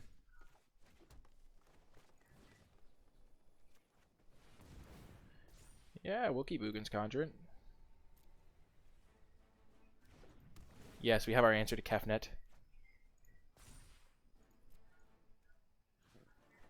And we just ate their Narset for free. I'm really feeling this one, guys. I was not prepared for this. Sure, Relentless Advance.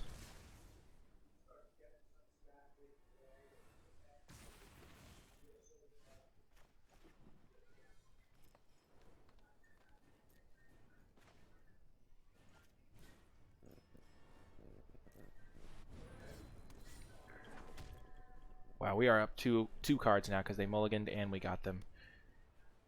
Okay, Enforcer Griffin, sure. We're not going to use our Force Landing on that.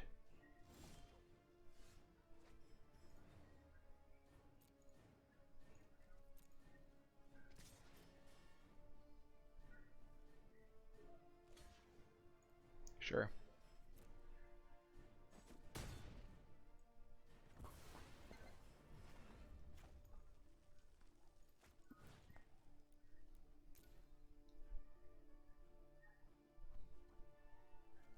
We might have been tempted to do it if they double blocked.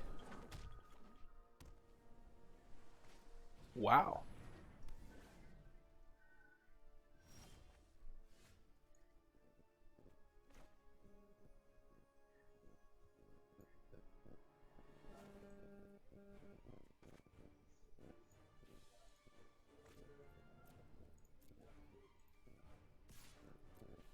Six.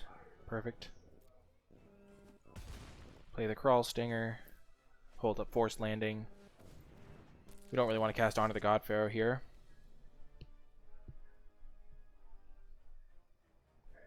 We have 6, 8, 10, 12 damage. So if they don't do anything relevant, we can just Force Landing the Enforcer Griffin.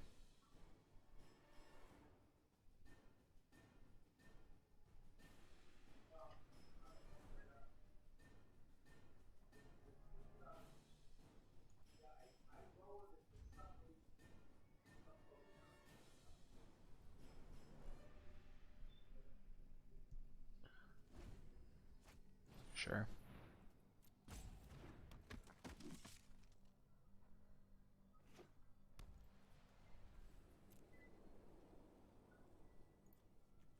We're going to do it.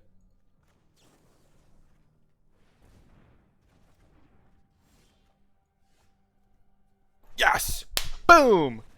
Heck yes! Yes! Whoo! Beating Kefnet. Easy. Easy. Wow, that was hype. We could get a perfect record with this deck. Ugh.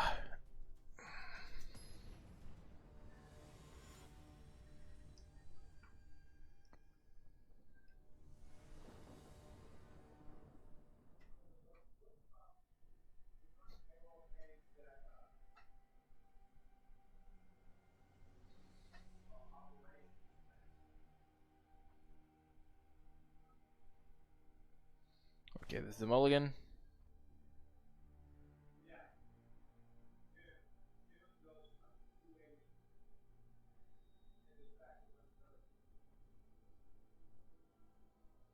Only one land, pretty clear mulligan.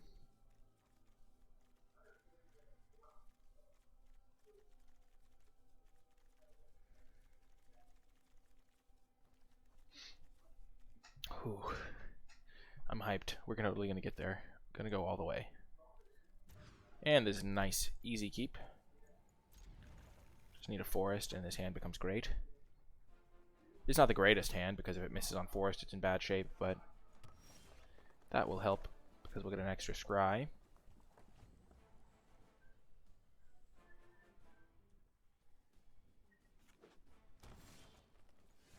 Even just hitting a land will give us some extra time to find the forests that we need.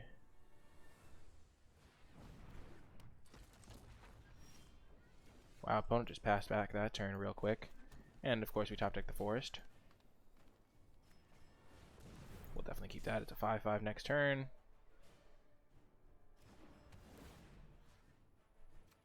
Man, that last game was so sweet where we killed the Narset with that little combo. It's such a good combo because it impacts the board. Burning Prophet as a 2/4 is much scarier.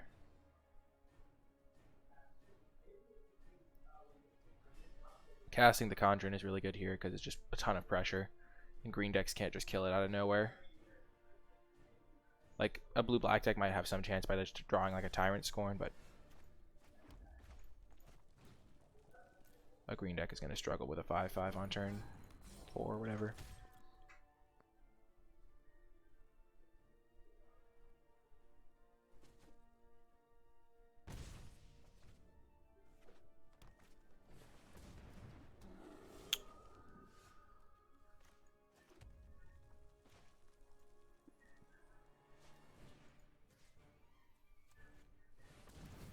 Don't want that.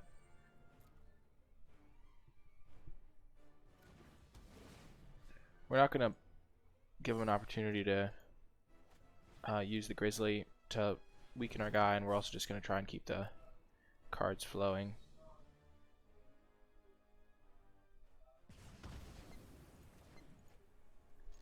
Okay.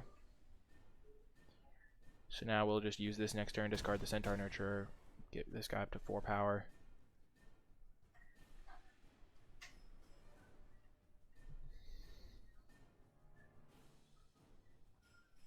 Boom! And we get the victory in game 1, playing against a green deck. We don't know a lot about what they have, so I don't think we should switch anything. So let's just run it back. Come on, deck. One more game. One more game. Sarkhan, I'm summoning you. Sarkhan, be summoned. I summon you to aid me in this quest.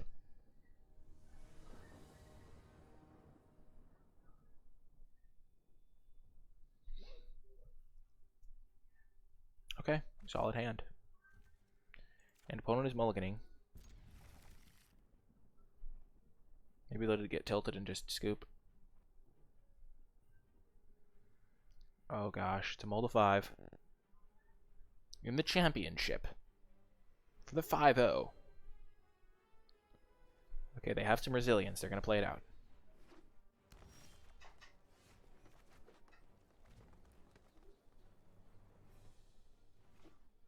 Bolt Bend. That has some potential.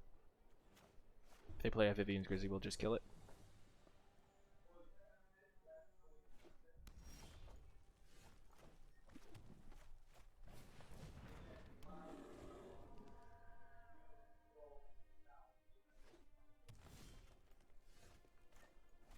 We'll just get Salmon in play, start scrying.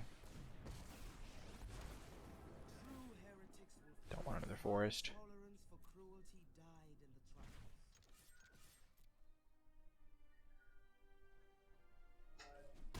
Next turn we're going to get this New Horizons into play so we can Wanderer strike something if need be.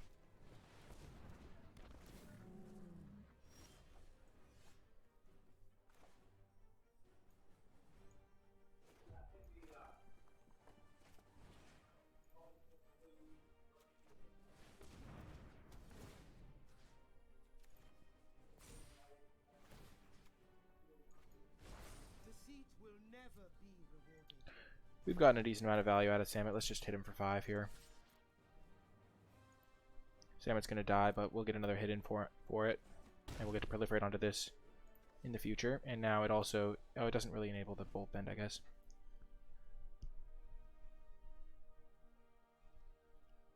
But we can't really protect the Samet because it's a 3/4.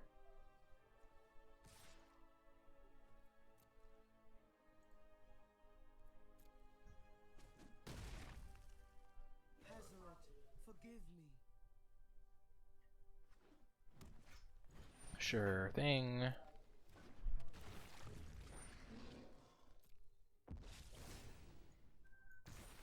Let's kill this.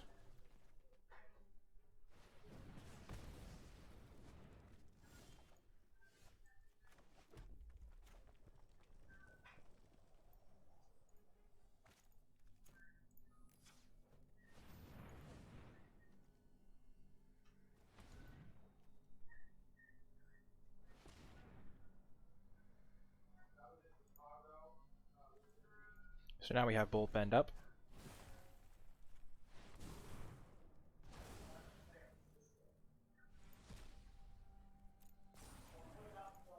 And now we can start activating Vivian's Grizzly.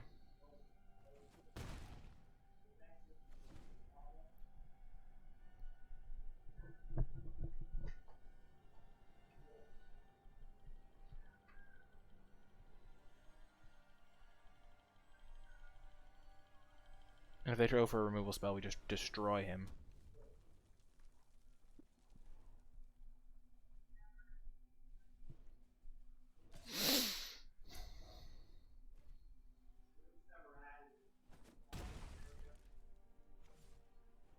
Oh, Ilharg, of course.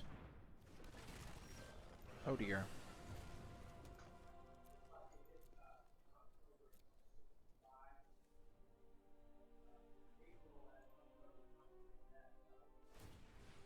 We'll draw this. Nice. Nice little double block on this now.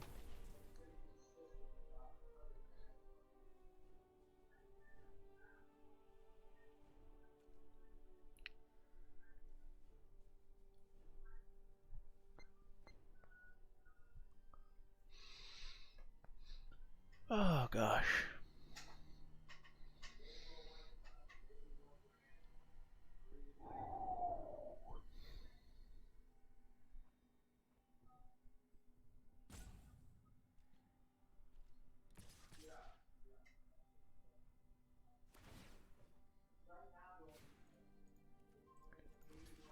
This is going to be great. We're going to get him with Bolt Bend and win the game off it. Whew.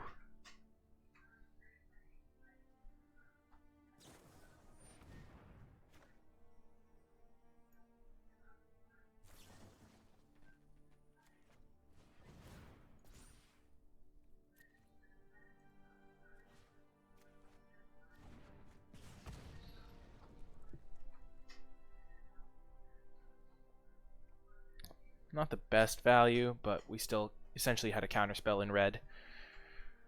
And we'll probably lose our Burning Prophet because I think he did that before he assigned who he did damage to.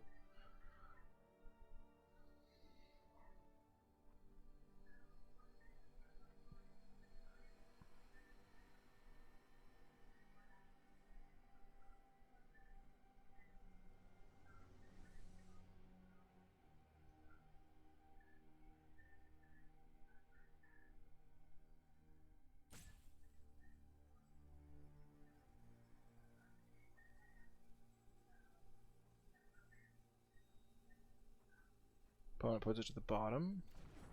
Perfect. Come on, spell. I mean, they don't really... Oh, why didn't they put Bloomhulk into play?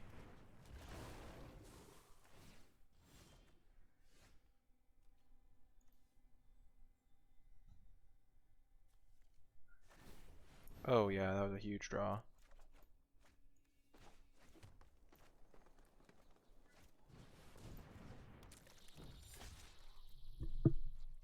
Does this have trample? Yes, it does.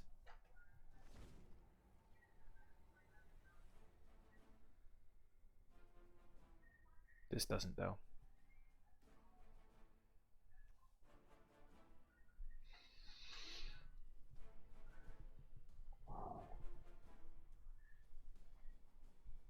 We're so close. I can taste the victory.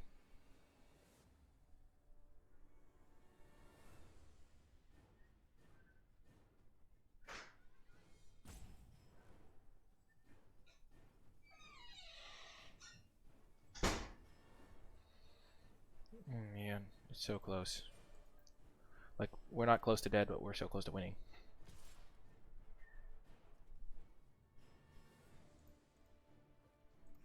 Definitely trading here.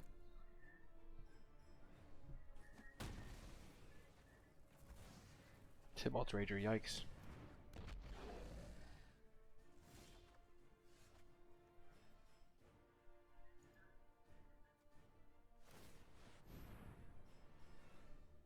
Boom, that's a draw.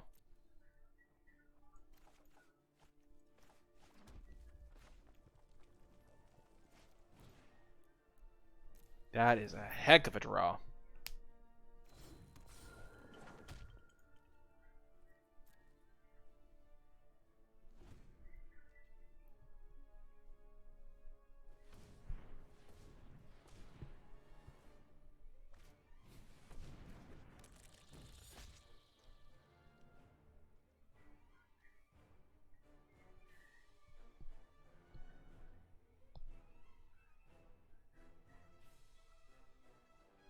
opponent attacks, I don't think I block.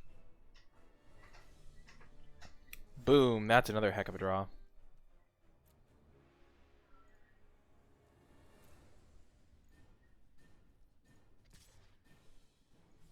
No attacks. So do this and play another 6/6.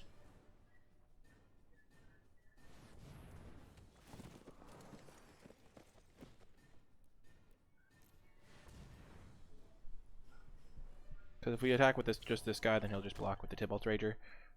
Now we have 3 lethal attackers, and these 2 combined are also a lethal attacker. So if my opponent draws a land, we just win on the board. Crunch. Okay, so I don't win on board.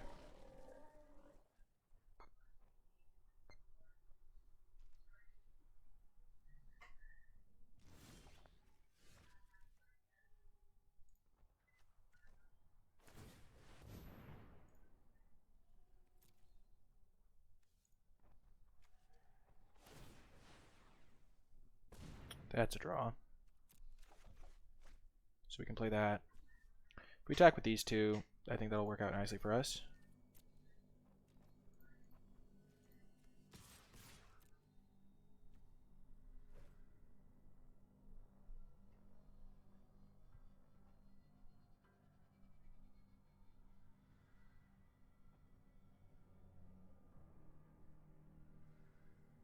They have to block both.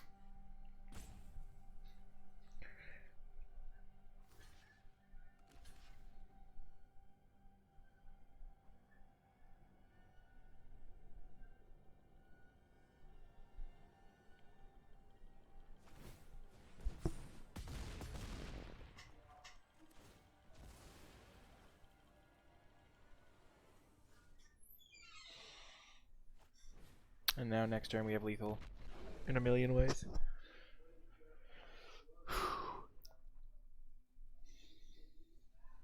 We played it slow because we didn't want to just lose to something random that I didn't think of. Boom! We get the win.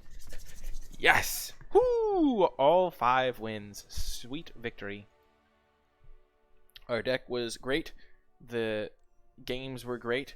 If you made it all the way to the end of the video, type #TripleConjurant in the comment section down below to let me know you made it all the way to the end of the video. Alternately, you could type #BurningProfit into New Horizon, but that's a bit longer. So either one of those would show me that you made it all the way to the end of the video. It's always cool to see which people make it, and I hope you enjoyed this video. We are going to, if you did make it to the end, remember to hit that thumbs up, subscribe to the channel to join the community, and be sure to leave a comment in the comment section down below. We're going to open our prizes because people do like seeing what the packs we got are and contain. So we got those sweet, sweet packs to open. Whew, that was good. Jace, that's a good one. I like Jace. And Elder Spell, that's a good one as well. That card's probably a main deckable card in Standard. This must be a really good pack. It's causing the server to crash. And ooh, Mythic. Yep, it was a very good pack. Funnily enough, I run out of rares way more than I run out of Mythics, which is kind of amusing. Tolsimir, that's a cool flavor card. I like it. I like Tolsimir. I'm down with the Tolsimir. And ooh, I love Bioessence Hydra. I actually drafted it at my FNM, but I didn't have a single Planeswalker, so I couldn't play it. And our final pack is, there's Narset. Command the Dreadhorde, another sweet one.